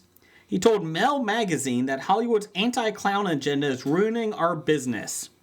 Is there really an anti-clown agenda in Hollywood? This book was written long before you were a clown, Mr. Nick. I don't know. He may have been a clown all his life. Clown since birth? Well, I think it can happen. we Who am I to judge what his clown assignment is? We just experienced a nice break from the scary clown meme from last October. And just when things are starting to normalize, the It trailer comes, and it's like, here we go again. No. Wah, wah, No, wah. it's here we go again on our own. Down the only road I've ever known. Like a drifter, I was born to walk alone. Down the only road I've ever known. Okay, Only line Jason, there's one line. You took my other line. Another clown, Guilford Gilly Adams, added, it's a dying profession, and rightfully so. Surely you jest. It should be dead. Poor Guilford. And the people who do it and scrape together a living have to grapple with the fact that it's cool and hip not to like clowns. No, here, it's not cool and hip to not like clowns. Nobody likes clowns. It's not cool and hip. It's just uncool and unhip to like clowns. So how do you sell that to your parents? Like, they're trying to get you to go to college. You're like, Mom, I'm going to college. Really? Clown Clown college. college. They're like, get out. How does that work? Are you a mime? Don't be the mime college. That would be the worst. Quietest, though. Yeah, actually, I prefer the mimes. They don't like honk horns and spring flowers into your face. Well, you figure the Barnum and Bailey Circus is closing in America, the Ringling Brothers. So you wonder, like, is there going to be much of a demand for clowns anymore? And who else brings a clown to a kid's birthday party anymore? That's so 1950s. It's so pedophiles. We already discussed we didn't watch Saturday Night Live this week. No. Well, I actually did catch a later skit. Mm-hmm. Birthday clown comes to the door, comes in to start performing, and he's like, I'm sorry I'm a little early, but I just want to get everything set up. So he goes, so when's the birthday boy getting here? And Louis C.K. is like, it's me. And he's like, okay, so he starts performing his little, For Louis C.K.? 50. How old are you? 54. And he's doing the thing, and it's like, it's like bombing, and it's just terrible, and it's like, yeah. And then Louis C.K. goes to use the bathroom, and like the doorbell rings, and he answers it, and it's like other people dressed up, like a girl dressed up as Frozen something, and other people, and they're like, oh hi, we're here for. And he goes, you don't want any of this. The clown answers the door. You don't want any of this, and closed the door, and turned around, and Louis C.K. was looking at him coming back from the bathroom. He's like, so what do you want to do next? He goes, well, I'm going to kill you. He's like, yeah, that's what I thought. Let's see here. He said, it's not it. The ultimate prick in it, get it? Prick in it is what Guilford said, is that it's going to turn young consumers away from an art form that's sweet and nice and not about the Kardashians and Minecraft. First off, why the fuck are you bringing Minecraft into this? Because that's what they're trying to get kids off of their Minecraft. That's all they do. Apparently, you might have lucked out that your kid isn't he into has Minecraft, not, yeah. Because I've talked to some other people with kids about your kid's age, and that's all they do. They will watch hours and hours of YouTube videos of other people playing Minecraft. Dear God, that has not hit the sticks out here, so I'm ecstatic about that part. Well, to be clear, neither is cable TV or internet. Internet has. We're on dial-up. AOL. I hear they're merging with Yahoo now. Really? Yes. Just die. Like the clown profession, just die. You've got mail. So, does anyone else think that Hollywood has an agenda against clowns? No. I think people just... Clowns? No. No clowns, no. Clowns were never good. No. I think my point of view is, who cares what Hollywood thinks? Yeah. It's California. It's the weirdest state in the country. Florida might be up there, too. They're just old. They have an That's true. excuse. That's true. California has all that sun and beach. It's like there's no excuse. I'll give you that.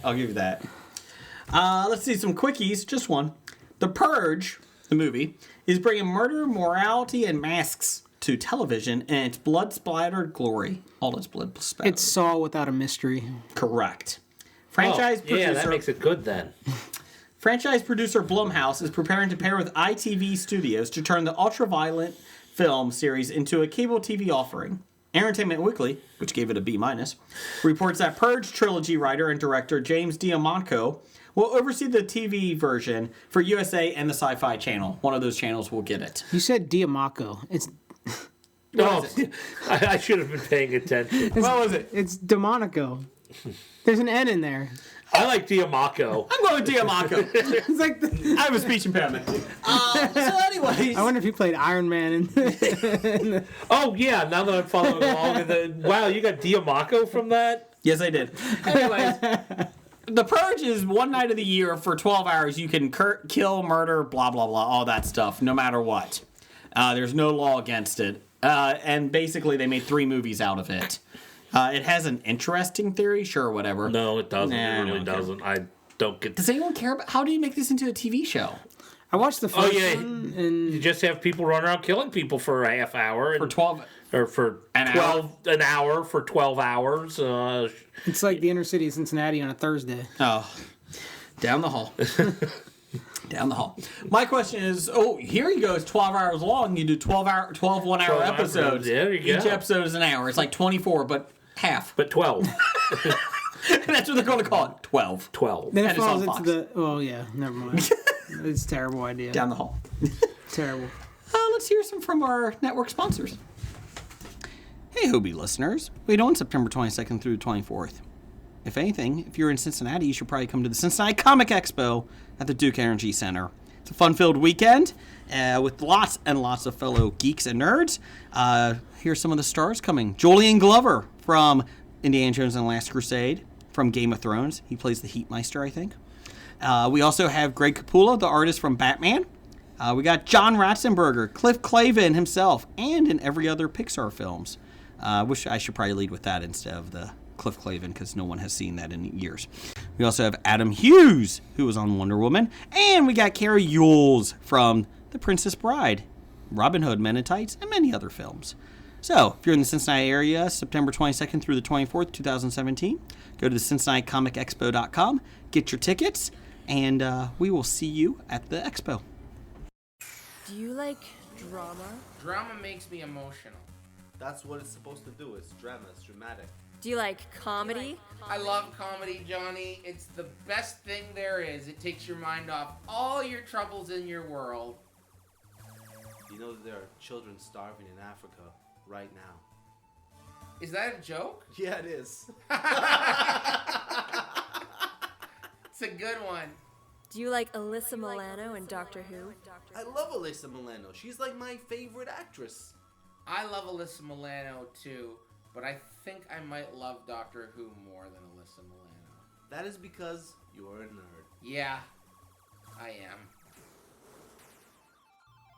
Drinking in the Park with Neil and Johnny, the internet's only Doctor Who Who's the Boss podcast. Except for that Dutch one. What a bunch of weirdos. Listen on NeilAndJohnny.com, DroidsCanada.com, and on the Tangent Bound Podcast Network. Bananas. Gigawatt. Do you ever wonder when Spider-Man goes to the bathroom if the toilet paper sticks to his fingers? Do you ever wonder why Superman wears his underwear outside of his pants? My name is Imran. My name is Anthony. He's the Jock. And he's the Nerd. And we're your hosts for the Jock and Nerd podcast, where we sometimes try to attempt to answer these questions. This is a full spoiler podcast, and we swear a lot. Check it out for awesome geek news, interviews, and comic book reviews. Visit jockandnerd.com. We are your superhero TV, movies, and comic book culture curators. Boom. Jockandnerd.com. Jock and Nerd. It's time for Box Office Bombs. I will do the box office bombs. If you I insist. declare. I love your southern accent. I do declare. Okay, let me get this serious here. I do declare. Ghost in the Shell had a week opening last weekend in the amount of $19 million at the domestic box office talkies.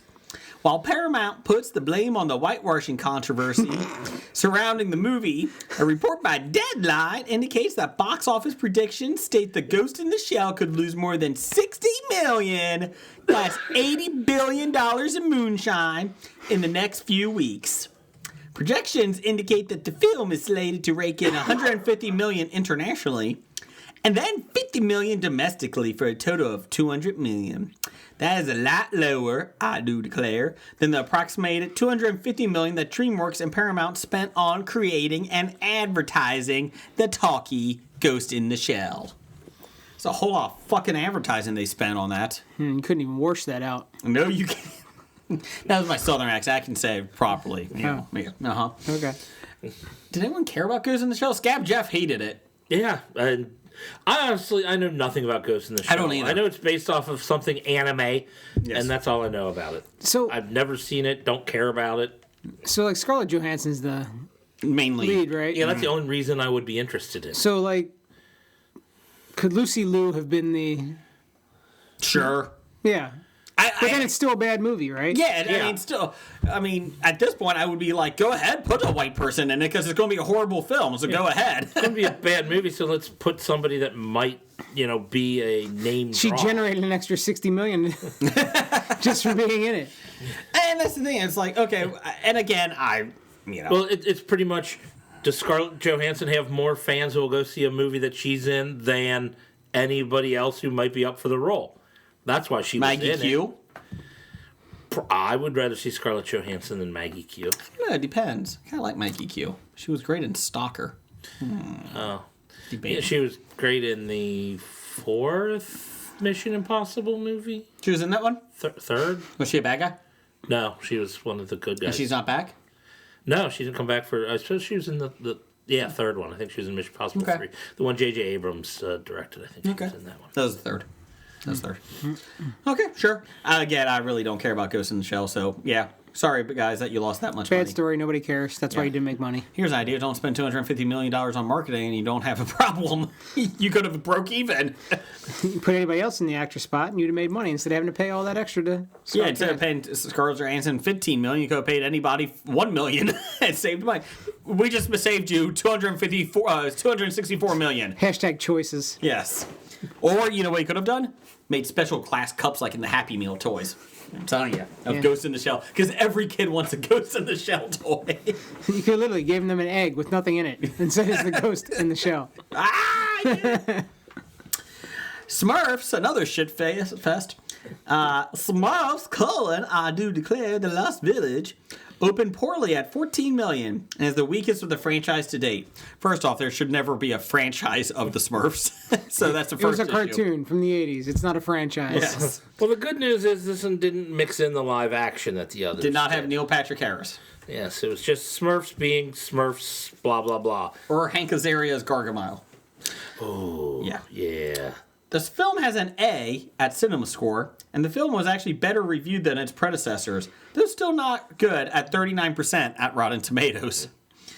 I think Smurfs 1 was 22%, the other one was 24%. So they're getting the bar better. was low.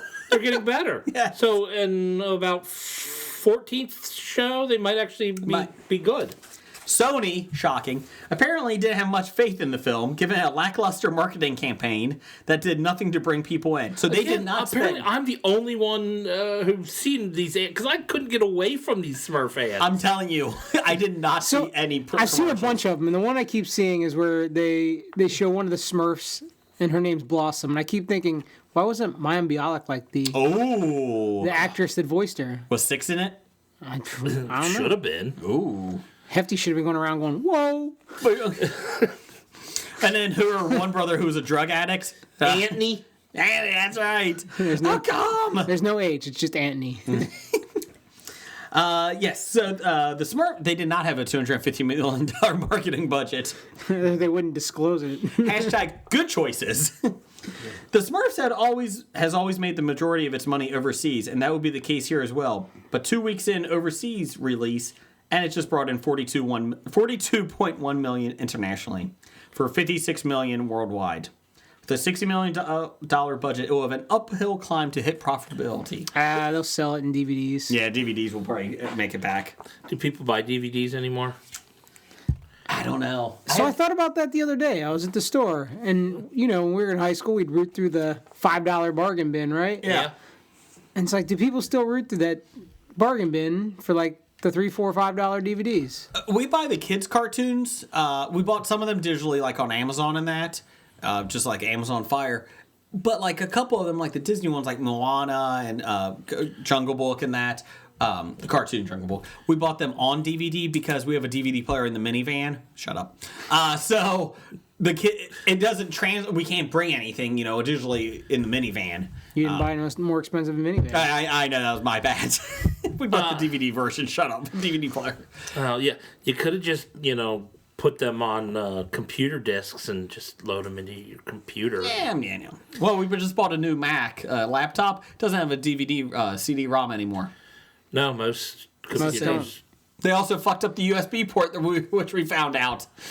It's a new USB port. Yeah, apparently Macs put different USB ports. Just this year's new version. Therefore, not making them universal. U in USB. You guys obviously have not been out in the world. Everybody's starting to do that. Making their own USBs? No, there's going to be a new USB. It's like three or something like that. Yeah. Well, my computer's 12 years old. I would do. So. And it still works? Barely. Nothing is supported for it. You are still on KmartBlueLightSpecial.com, their website, please. I feel awkward. I don't know what to say here. I'm probably exaggerating on the age, just throughout a number. But 10 is close. But the amount of porn you have on it probably does not help either. No, I don't save the porn. I just Oh, okay. Just look. I know you don't stream it because your DVD or your computer is 12 years old. It comes over by telegraph. Naked ankle. I'm showing a toe. Naked ankle. Get to the top. Oh, kneecap. Oh, that's it. I'm done. Kneecap. Oh. Connection lost. Son of a bitch. Her knickers are still on. Oh, yeah. Anyways, moving on. It's funny because it's true. Anyways, box office news and world reports. April 7th through the April 9th weekend. Okay, America. You redeemed my faith in nobody going to see the Smurfs. How the fuck did you go see Boss Baby? Let's talk about this. Yeah, America, this is the second week. I forgave you for week 1, but I can't forgive you for it being the #1 movie in week 2. Made $26.5 million. Total of $89.5 million domestically on a budget of $125 million. Although it's been #1 2 weeks in a row and hasn't made its budget back. I'm sure worldwide it has, but not domestically. I don't know. Do you think people in other countries want to see this piece of I garbage? hope not. I hope they have better taste. 365, help us out. My son has finally stopped talking about this movie, so that's good. So we have not seen it yet. That's because there haven't been any commercials lately. There hasn't been many lately, so that's good. Oh, I saw one. The #1 movie in America. We're going to see Boss Baby. Ah. Is that really the advertisement? That's a horrible advertisement voice. That's disgruntled, Jeff. You sound almost angsty. That was my impersonation. Oh, okay. I took liberties with it. After 20 years in the movie business, he's hit a new low. Beauty and the Beast made $25 million. Tale of a woman and her bestiality. Total of $432.5 million on a budget of $160 million. I feel like Disney could put out any movie that's like 10 years old and make $500 million. As long as it's live action from a cartoon. Oh, they're doing that. They're making live action of every movie. I cannot. I bet you they could just re-release Toy Story 1 and make $250 million. Would not surprise me. It would be better than Boss Baby. Just put it back in the theater. They probably a live action that version. might be a little too much, since most people probably can watch it on DVD or stream right now. But if you did Song of the South, yeah, that might be. That might make $37. And every theater. None of it for a millennial. Here you go. Remake Toy Story live action. I figure Vince Vaughn as Buzz Lightyear. Ooh, what do you think? But they need an actual toy to be the toy. If it's live action, you need a puppet. You know my issue with puppets and Pinocchio. We're not going into this. I'm just saying they could probably just put out the first 1 or 2 and still crack $250. It would not surprise me. I would go see it above Boss Baby. Smurfs, Cold in the Lost Village made $14 million. I'd watch Now You See Me 2. Oh, let's not get drastic. In the theater? No, not in the theater. Let's not get crazy. Let's be clear, I'm not seeing any of these in the theater. Going in Style made $12.5 million to be in 4th place in its opening weekend on a budget of, we don't know yet. I think it was $25 million. I don't know. Going in Style, what the... That was the old time of Alan Arkin, Morgan Freeman, and Michael Caine robbing a bank, a remake of the 70s. Most people just collect Social Security when they're old. But the bank screwed them over and they lost their pension, so they decided to get back at the banks. Don't get reverse Like mortgage. I said, most people would just collect Social Security. Most people can't live off Social Security. Let's be real. Well, let's be real. Some people just want to watch old bun. I'm just saying I shouldn't be watching movies with all 4 of them or all 3 of them in the movies. At their age. Alan Arkin does not look I thought you were talking about the plot of the movie. No, You're talking I don't care less about the plot. I'm parlaying this into the buy-sell. Well, we're getting there in a second. Ghost in the Shell made $7.5 million. Well done. Total of $32 million on a budget of $110 million. So let's see here. Upcoming for April 14th, The Fate of the Furious. Yay. I'm surprised they didn't call it the F8 of the Furious, since it's the 8th one. Oh. So why is Vin Diesel a bad guy? Why is Vin Diesel a bad guy? He's not a bad guy. It's just a clever ruse. Well, if it is, he also probably did $200 million in property damage and attempted murder of everybody from the trailers I saw. That's all a ruse. I'm going to say amnesia. Are they still trying to arrest him from like what he did in the first? No, he changed sides in this No, he one. became a good guy. And after they the changed. first one, but now he's a bad guy again. And Yeah. he's going against his own team now. His team is trying to take him The down. Rock's trying to take him down. So it ends how it started. Yeah. No, because we still got 2 more they're coming out with. But he's also, like, exploding submarines in this one. So are we gonna see Paul Walker's brother with Paul No, Walker's he face is on it? in the last movie. They sent him on his way. He went and decided to go with his wife and child and I be saw done with it. It was still weird. Yeah, I'm just saying Paul Walker might have had the right idea in life to get away from this franchise. Wow. Just saying. I'm going to say, was that the best way to get... wouldn't it have been better to actually kill the character off in the last movie? Well, we're going to see what they're going to do in Star Wars with Carrie Fisher in 9 because she is in 9. Yeah. They did say that after they said they wouldn't, her brother said no, it's fine. So it's going to be interesting how they kill her off. I think that's going to It's be kind fine. of I'll live off the royalties from the first 6 movies. 7. Whatever. 8, actually. She wasn't in the prequels. Baby Leia was. Yeah, okay. She's in the last. Let's see here. Spark, a kids' film that is opening in just 350 theaters. Well, no one's going to go against the Fate of the Furious. Spark will. I would love to see Spark win with the opening weekend 350 theaters versus 4,200. Yeah. That's going to happen. Let's go see Spark 30 times, boys. I don't think if it sells out every showing in all 350 theaters for the weekend, it will come close to what Furious. I bet you it does better than Shia LaBeouf's Shia LaBeouf's movie. Better than one ticket sold. One ticket sold. Well done, Shia. Don't spend that all in one place. And he's in the background like, what? But I'm Shia. I'm the pie fucker. I'm the Transformer fucker.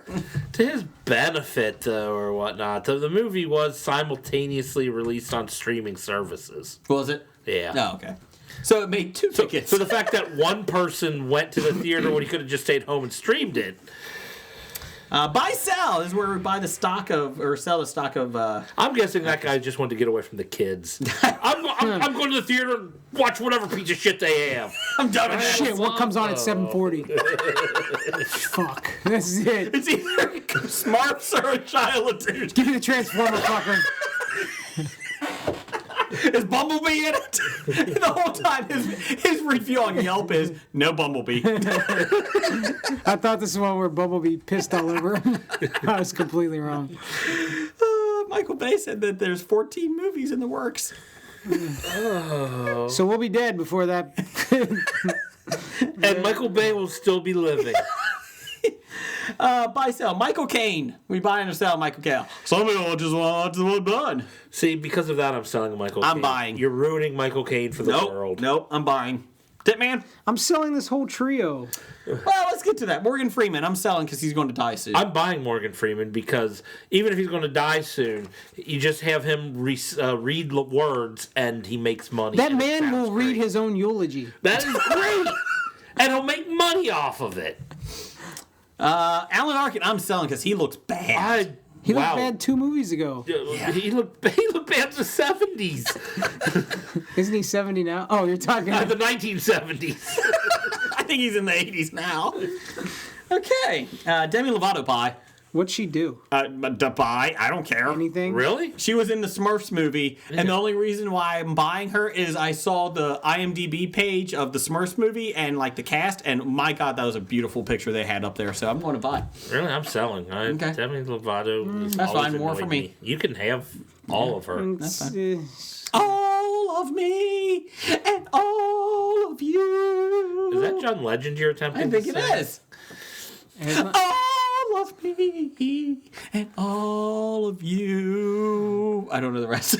You don't even know that part. So I don't know what the melody is, so I don't even know what you're singing. What the fuck is a melody? Oh yeah, that's a one girl. Never mind. Anyways, let's see here. There is your box office bombs. Let's get to some top 5.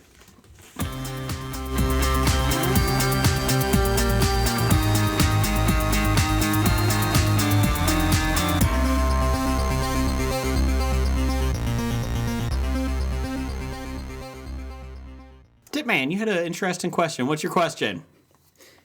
If you could be a Smurf, what Smurf would you be? Okay.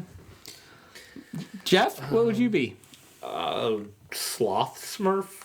I don't think that's a real Smurf. You gotta be realistic. Lazy Smurf. There you go. Thank you, lazy. Is there a lazy? There Smurf? is a lazy. Okay. So I'm lazier than lazy. Okay. Whatever that. Ditman, what are you? Fat and lazy Smurf. Maybe that's it. Okay. I don't know. I just posed the question. I didn't answer the question. Well, you got to answer it if you're posing. I feel like I would be Smurfette because everybody would want me. You'd also be very used. Like the only chick in a 30. Okay, that's okay. There are 99 regular Smurfs. Smurfette was the 100th. Okay, well. Oh, at least that's the lore of the. So it's like a military deployment. One chick and 100 dudes. Yeah, pretty much. Okay. But with the new Smurf movie, they found new women Smurfs. Yeah, wow. It's only been 40 years since Smurfs came out, and they found more than one woman. Okay, Is this like us finding a new world out of the universe? Yes, it would be like us finding a planet we could inhabit. That already had women living on it. I'm going with Brainy. I'm going Brainy. You'd be annoying and not as smart as you think you are. Yep. Pretty accurate. Yep. Okay, thank you, Jeff. Fuck you, lazy. Ditman, what are you? I'm going to pick you as a Vanity. I could be Vanity. I can see that. Or Apollonia. Which one's that? It's another one of Prince's entourage. Oh, I thought we're talking Smurfs. Shut up. Okay, fuck this. Let's do top 5. What are we doing? Top 5, Jeff. This is by Ditman. He picked this. Yeah, Ditman, please explain our top 5. So our top 5 today is brought to you by the top 5 worst food chains or restaurant chains in America. Okay, America. Oh, it's got to be in America? Not really. Oh, mine are. But... I was going to say, I have trouble believing you've been further than outside the... I've been to Canada. That's like America North. And they had Tim Hortons. Oh, Toledo has Tim Hortons, to be clear. I'm getting a Tim Hortons 2 blocks from my house. Really? Yeah. I'm intrigued. Get the donut holes. Oh, that's just not the only... Never mind. Ditman, what's your They number... don't fill those holes, don't fill themselves. That's not creep. What's your number 5? My number 5, I'm starting with Fridays. Oh. TGI Fridays? The GI Fridays. Okay, that's a good one. That's a good one. Wow. It's like when they first came out, they were pretty good. They were like the second coming of Applebee's, if you will. Oh, wow, the second coming of crap? Okay. And then Episode sponsored by Applebee's. When you need reheated food, come on down to Applebee's. And then Applebee's outlasted them, and Fridays still has the red and white candy striped tables after 35 years. But they got all the shit on the wall. Oh, shenanigans? Yes. They're just... Everybody has shit on their walls these days. Literally shit on their walls. If they serve kids, there is shit on that wall. Yes. If somebody mentions shenanigans one more time, I'm going to pistol whip them. Hey, Farva, what's the name of that restaurant you like? You know, the one with all the cheese sticks and the shit on the wall? Shenanigans? Oh! So the downfall for Fridays for me was in 2002 when how you know the year. I know the year when they removed the mushroom steak and mushrooms from their menu.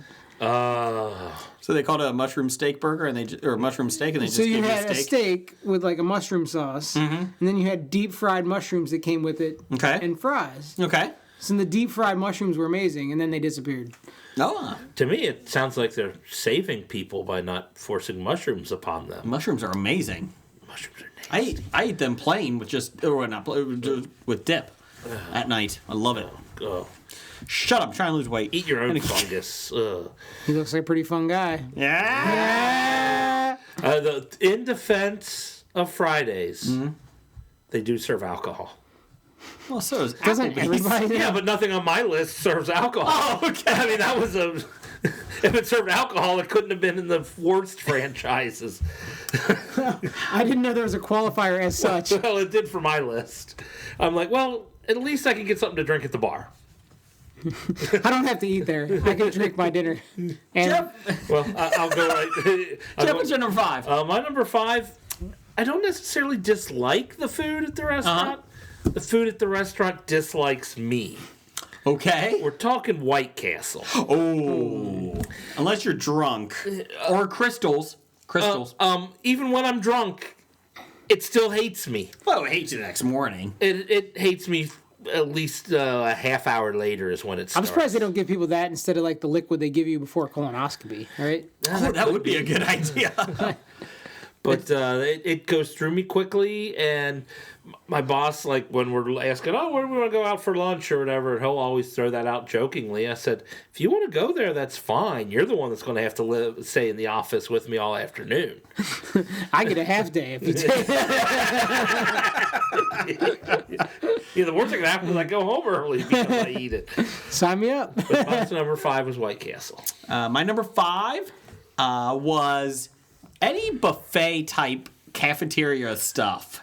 Any like Golden Corral. I didn't think of Golden Corral. That's the winner. Anything that has a buffet, I am scared of. I'm tying Chinese Golden Corral buffet, Golden Corral. I believe there were quite a few Ponderosa notes on the Tweeterverse today. There was some Ponderosa tweet on the Tweeterverse. I forgot Ponderosa existed. I think it still exists over there on Westmoreland, does it? Or does it not? No, it does not. No, that's been gone. It's now for a while. hospital or a cat like sanctuary. Yeah, or there's some medical building is there now. Yeah, cat sanctuary. I don't know. Anyways, anything that I'm a germaphobe, and that just freaks me out. There's way too many people around you. Didn't you always eat the Frisch's breakfast bar? One of your favorites? No. No breakfast bars for me. No, sorry. I'll give you Golden Corral. I don't mind buffets, but Golden Corral is nasty. They don't have anything there that's edible except maybe the self-serve ice cream. And that's just poop. Unicorn poop. That's right. Unicorn poop. This With episode's confetti sprinkles on the top. This episode is sponsored by Golden Corral, where you need a colonoscopy at 6 in the evening. Let's see. Number 4 for me is I don't understand the appeal of this food or this chain. It is awful pizza. Papa John's. My number 2. Is it? I can't stand Papa John's pizza. It's not terrible to me. I've had a lot of shitty food. Just like the movie earlier. Let's put that Not on. terrible. No, I agree with you. Papa John. I mean, it's like their crust is terrible. It's rubbery. Their sauce is terrible. Yep. And they found a way to ruin cheese. They did find a way to ruin cheese. I didn't know that was possible, but yeah, I put Papa John's at number 2. And you got that special. I'll put it this way. I would rather eat Little Caesars than Papa John's. I agree with you. Little Caesars has good breadsticks. Little Caesars has very good breadsticks. I don't know what they do to them, but they're pretty good. I don't want to know what they do to them, but they're good. When you're only paying $1.50 for 17 of them. Papa John's also has that giant forehead guy as their spokesperson. That's kind of He scary. drives a Camaro, doesn't he? Who are you talking about? You leave Peyton Simmer down, Manning Carrie alone. Bradshaw. Or not Carrie Bradshaw. This episode brought to you by Carrie Bradshaw, spokesperson for Golden Corral and Papa John's. Isn't that her name? Yeah. It is. Jessica Parker. I was right. I made Jeff die. Jeff's going to have A stroke. conniption. Jeff, what's your number 4? My number 4 is brought to you by The Daily Show. Oh! Arby's. Arby's. I love Arby's. Really? I don't love it. I like it. No, their roast beef is not good roast beef. Beef They're and cheddar. That's terrible. Not good. It's great because It's shitty. Oh, you see, It's crappy cheese. food. Beef and I like when their it, curly fries, though. when it was fun, I don't even like those. Communist. I liked their home style fries, and they got rid of those, so now they only have curly Oh, fries. I hate the home style fries. Well, I liked them, and now they're gone. Okay, you're So now I don't like anything. So much like my steak and mushrooms. That is why they made the list, although that was one of the edible Now things you think they about had. it, you're like, son of a bitch. I'm like, The problem with Arby's is they're trying to diversify too much. Like this was a couple months ago because we don't get much fast food, but like I would say maybe 5-6 months ago, we pulled in to the drive-thru and I was like, they have a fucking marble rye sandwich. What the fuck is this? I've said that for Arby's. years. I know. Like, I'm just looking for roast beef with, squeezy cheese all over it. Yeah, see, that's nasty. And then, and then there's stuff that is edible or is good on the thing. They charge too much for their sandwich. I'm like, oh, they're expensive. Yeah, they're expensive. I'm like, if I wanted just a fast food sandwich and they're charging $6 for a fast food sandwich, I'm like, yeah, I'll go somewhere better. Maybe it's quality. Quality? Well, Sounds yeah. racist. So, Arby's has quality. I'm so hungry, I could eat Arby's. Ooh. Well, Dip Man, what's your number 4? Mine's a Gold Star chili. Oh, that's a good one. I'm not a big fan. A good one. That's a local one. It's moderately local, but yes, it's Gold Star chili is not good. no. It is. Bad, yes. No, it is good. It's good to be on the Okay, bad first list. off, you got defensive on Arby's, so shut the fuck up. Go ahead, Dip Man. I got you. It's one of those things. Like I remember eating it one time, and like the chili had like this blue-green like sheen to it. That's Smurf. Well, then that might have been a bad one. Okay, maybe that. Maybe you bought the Smurf chili. That's a grease sheen. And I go back to the fact that Pete Rose was like the Cincinnati Kid, so to speak. Ugh. And he was the Gold Star mascot versus Skyline, which was here first, right? Oh, that's right. Gold Star paid him more money. It's Pete Rose. Yeah. I'm just saying, if it's good enough for Pete Rose, it ain't good enough for me. Yeah, I agree with you on that. I'm not going anywhere Pete Rose endorses. Now I can't argue. They're double deckers. I had that maybe a year and a half ago. Why are you making double decks? Your goal is like hot dogs and chili. That's what I was and going to say. bun. They're double deckers, not that great. Yeah. No, I wouldn't get double deckers there. But Well, I wasn't getting their chili, so I had to get Well, as something. far as I hate when people always, if it's not Skyline, it's terrible. I'm like, no, you should be promoting all Cincinnati-style chili to the world. Don't just say one. Because I agree. I like other And to Cincinnati be clear, chili. not all Cincinnati chili is good. Correct. I've been to certain local establishments where it's like, ugh. Okay. I don't Crap do on the that. bun. That's not a good restaurant to order chili at. It is I'll total. put it this: I think Gold Star is one of the better ones. Well, you're wrong. You also think Arby's is bad. It is. No, it To be isn't. clear, he's right on that. Totally fries. Cheese on beef. Ish material. If you want to call that cheese or beef, It's a beefish material. Tim Aaron, what's your number 3? My number 3 is one I think many can agree with. Mm-hmm. Taco Bell. my number one. Really? That was an honorable mention. I had it and I scratched it off. You're surprised? You I think haven't had would Taco eat Bell since I was Bell? a teenager. And There's that's a why it should be reason your for top 2. Probably should be. I remember the last time I had Taco Bell, I also had half a gallon of vanilla milk. Yeah, it was not good. That was not good. I think I lost about 10 pounds. That's another pre-colonoscopy. I'll tell you how bad Taco Bell is. Near my house, they tore down a Rally's to build the new Taco Bell, and I'm very upset that the Rally's is gone because Taco Bell is in its wow. Rally's is not good either. Now, I don't dislike Rally's, but I know where Rally's ranks on the list of fast food places. I have like 3 minutes and $4. Yes. For what, Taco Bell or Rally's? Rallies. You know what? I beg to differ. I did work from home a couple years ago, and I needed a breakfast after dropping my kids off. Not literally. No, literally. Not dropping the kids off at the pool. No, literally, I had to drop my kids off. Even though it was the summer and they wanted to swim. But I digress. I did have Taco Bell breakfast, and my What the fuck is that? it was awful. It was awful. Do they like put eggs on a taco? Yeah, it was in a What is burrito. taco? No, they do like a burrito where they like put all the stuff, all the breakfast foods in. It's like, not good. All the Well, breakfast food. well, I don't like it because, as we've discussed before, I don't like hash browns. Yes. And especially fast food hash browns, they're nasty wherever you get them. I don't care. So you're a home fries, not a hash brown guy? Do like home fries. Yeah. We've had this conversation before. Yeah, Home we fries have. versus- Well, I was under the impression they were the same damn thing. They're not the same They're thing. not the same thing. Well, wherever I ordered home fries from, it was shredded potatoes fried in a pan. Hash browns. Did you? Well, they called them home fries. Well, so they're I, wrong. Yeah, well. Was it Arby's? No, it wasn't. Okay. This was like a sit-down Was it local Gold Star? dinner or something. Arby's you can sit down in. This is where a waitress not comes from out wrong. and takes It's your not, order. It's not like the old days when you had a horse walk up. So apparently I was misinformed as to what home fries were, so I probably don't dislike home fries. What's your number 3, Jeff? Oh, we're back to me. Yes. Back to you. Tangent bound. Oh, my number 3's Jimmy John's. Wow, that just got silence from the dip man and me. Oh. Well, as a sub shop, they All are right, Jason, what's your number 3? they are Oh, my number 3. subpar. They are below Subway. That is impossible to be below Subway. They are below Subway. Subway is awful. Subway doesn't even use real meat. We talked about No, it's 60% real meat. The other is sawdust. Leave it alone, allegedly. But no, I don't know what it is. Every time I go there, I'm like upset that I ate there. I've ate there like 4 times. The vegetarian is really good. No, that's the vegetables are the worst part of it. No, you don't get lettuce with the vegetarian.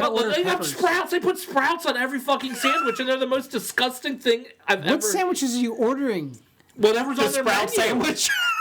I don't know why you got sprouts on a sprout sandwich. I'm telling you. I did not order Stop throwing sprouts on it. I tried to order the. I'll take the ham sandwich with sprouts, no sprouts. Pretty much. And for whatever reason, you order a large sandwich and they don't cut it in half. That drives me crazy. You could ask. Well, you don't think about it. You're picking it up. That's your own fault then. When I go to a restaurant, I tell them what I want. I don't let them. I'm like, just put some ham and shit on a sandwich. You're making a sub. A foot-long sub, you cut it in half. I don't care where you go. That should be the standard. By 11 So inches. it's not even foot-long. It's not. It says on the screen. It's like 9 inches. Yeah. Well, whatever. I don't care. Read the sign, bro. I don't know. I don't go there anymore because I don't like it. Maybe you shouldn't. It's less than Subway. Maybe every time you go in there, they're like, "Oh, this douchebag, he's an ass. Put sprouts on it." He doesn't know he's asking. I don't know how you don't get sprouts on yours. They just force that shit on my He sandwich. comes in and asks for a foot long. Where does he think this is? Fucking Subway? Put some sprouts on this shit. Look at this. Look at this. His asshole wanting a foot long. Put some broccoli on it too. We sell 9-inch and 4.5-inch sandwiches.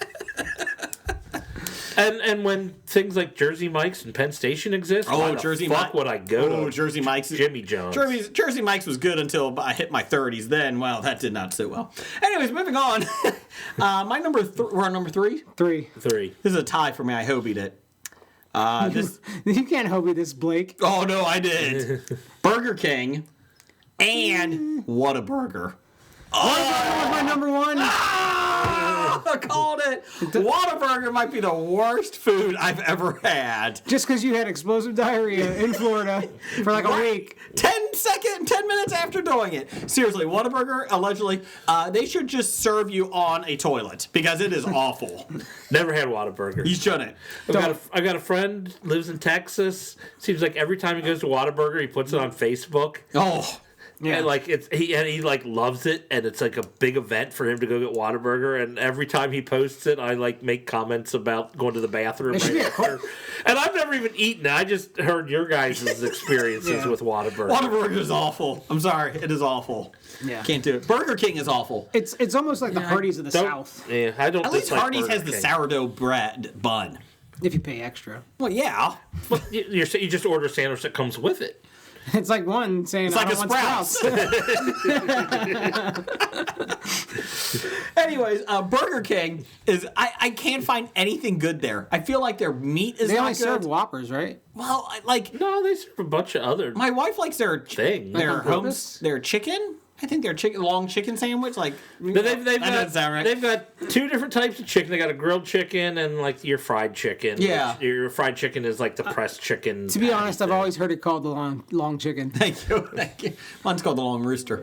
Anyways, Then they got the long burger. Oh yes, they do. They got the rodeo burger. I do like the rodeo burger. I like how Jeff is like the Wikipedia of fast food restaurants over there. It's impressive. I'm pretty impressed. Thank you. I just can't find any, and I hate the Burger King fries. Hate it. Yeah. When they switched them back in 2000 or Yeah. 97. I only remember that because it's when I got to my first base and the big sign on the Burger King on base said, "Hey, check out new potatoes." When I got to first base, I'm like, first base is not fries, Paul. Maybe in my world, it's kissing with a tongue and French fry. Alternative facts, it's fries. My number 2 is if you want food in a microwave dish that's heated in the back, and then they bring it out and put it on a dish, and it's called special, allegedly.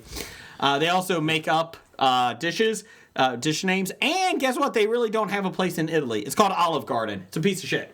Can't stand it. Fucking hate Olive Garden. Okay, I'll talk about this, but B, your list is wrong because I know there's a restaurant that you did not put on your list. I'm not done yet. Oh, you That was my number 2. That was my How number many 2. number 2s did you have? No, number 3. He had 3 and a 2. I just- Oh! You guys a dick. Oh, so I know what your number 1 is. Yeah, you know it. Oh, okay. Gay porn. Yeah, I have absolutely no problem with Olive Garden if you know what you're getting. If you're going in thinking you're going into a 5-star Italian restaurant, which I don't know why people complain about it, think they're going into that. You're getting reheated food. You're getting Chef unlimited Boyardee. soup and salad. Ugh. It's not even good salad. I don't know. I don't eat salad, but their soup is good. You eat sprout. You don't like sprouts either. I know, and they keep forcing it on my sandwich. Fucking sprout pushers. I'm actually going to tie this with another one I forgot about. We have this out in the rural sticks. The only man that doesn't know how to count. Yeah, now we're... Jason's top 5. I'll put that as an honorable mention. Never mind. Go ahead. Yeah, I don't like Olive Garden. What's your number 2, Jeff? My number 2 we said already. Papa John's. Okay. Pizza. My number 2 is Hardee's. Oh, Jeff's going to have an issue with this. Jeff loves the Monster Burger. I can understand people not liking Hardee's. I really can. But the Monster Burger is great. Kill you, clog your artery burger that I like. So Jeff likes... And you're getting ready to go down to Gatlinburg. Yes. I know there's a Hardee's right when you get into Tennessee in Jellicoe. There is. We stopped there. We were getting lunch on our trip last time we drove down. Jellicoe's not right in there. It's like 70 miles away. Well, you know. Jellicoe was just south of the Kentucky. It's right on the Tennessee border, Tennessee border. Right. Yeah. And it's still like 40, 50 miles from Gatlinburg. Oh, yeah. Oh, no, yeah. Okay. No. I thought you meant like... I'm just into Tennessee. I was like, as you get into Tennessee, I'm sorry. Welcome to Tennessee. Here's the Hardee's. Tennessee, Jellicoe. We stopped to get something to eat. I'm like, we got to go to Hardee's. I haven't had a Monster Burger in years. Luckily, there's a reason. Luckily, I know how to use defibrillators. So Jeff came back after 30 minutes, so he was okay. Jason's sitting on the trunk of the car, just rubbing them together like, I can't use this. So I'm defending the Monster Burger, but I can understand Hardee's being on He is not defending the other 98% of Hardee's. The Sprout Hardee's. There's no sprouts in any Hardee's, let's be clear. What's your number 1? You already took it, Whataburger. One of your 7 honorable mentions you had number 3. You already took it. What's your number 1, Jeff? You already took it. Or somebody did. Taco Bell was my number 1. Okay. Yeah. Oh, that was easy. Jeff, what's my number 1? Your number 1 is Cracker Barrel. No, that's honorable mention. You got one down the street. I know. You bitch about Cracker. We tried to go there before, and you refused to go because it's the nastiest food ever. I said the quintessential old people restaurant. Number 1 nastiest food, McDonald's.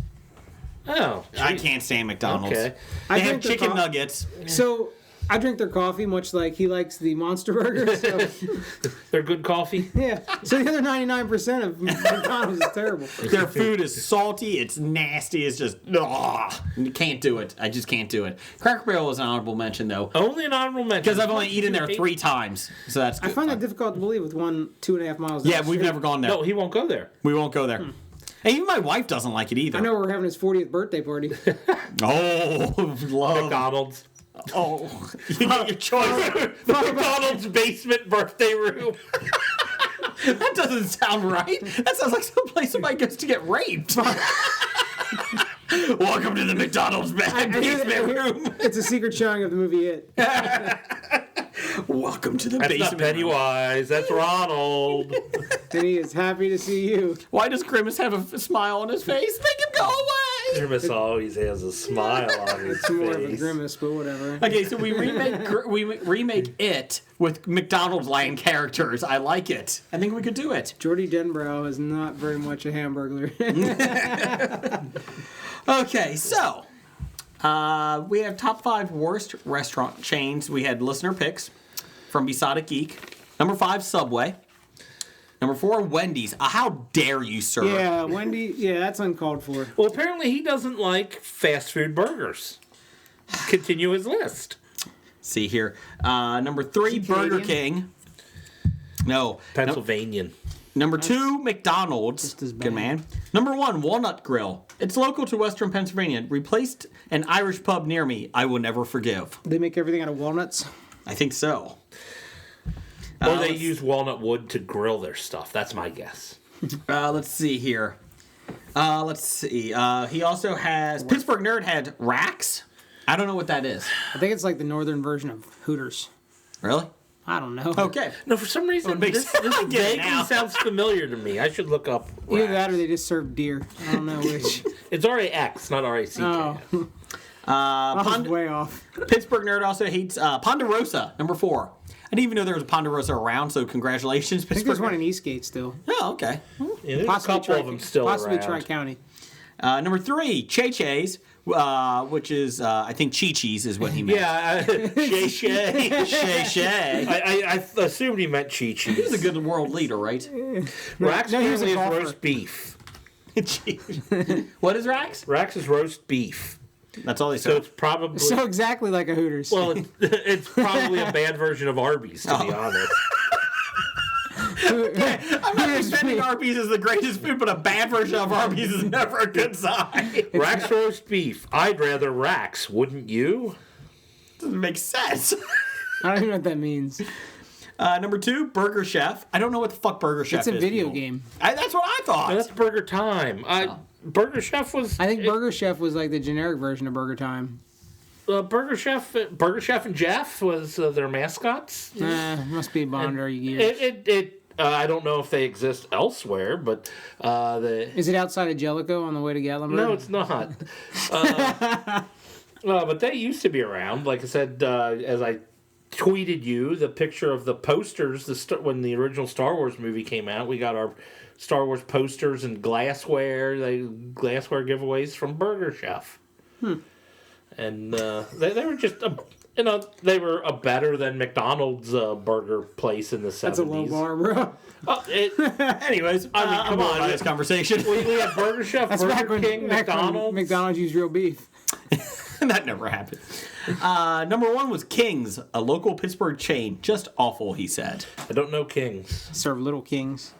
That is their drink. So there you go. There's your top 5. Ditman, thanks for stopping by. Here for you guys. Glad to be here. Well, thank you for being here. No, thank you. Ditman on 96.9 The Morning Zoo every Monday through Friday. He'll be up in a couple hours because it starts at 5 a.m., so take a listen. Be sure to donate to Heroes for Harambe. Yes. It's a good charity that 96.9 donates to. You can check him out online at 96.9 The Morning Zoo. So take a look at that and Google it. Bad idea of the week.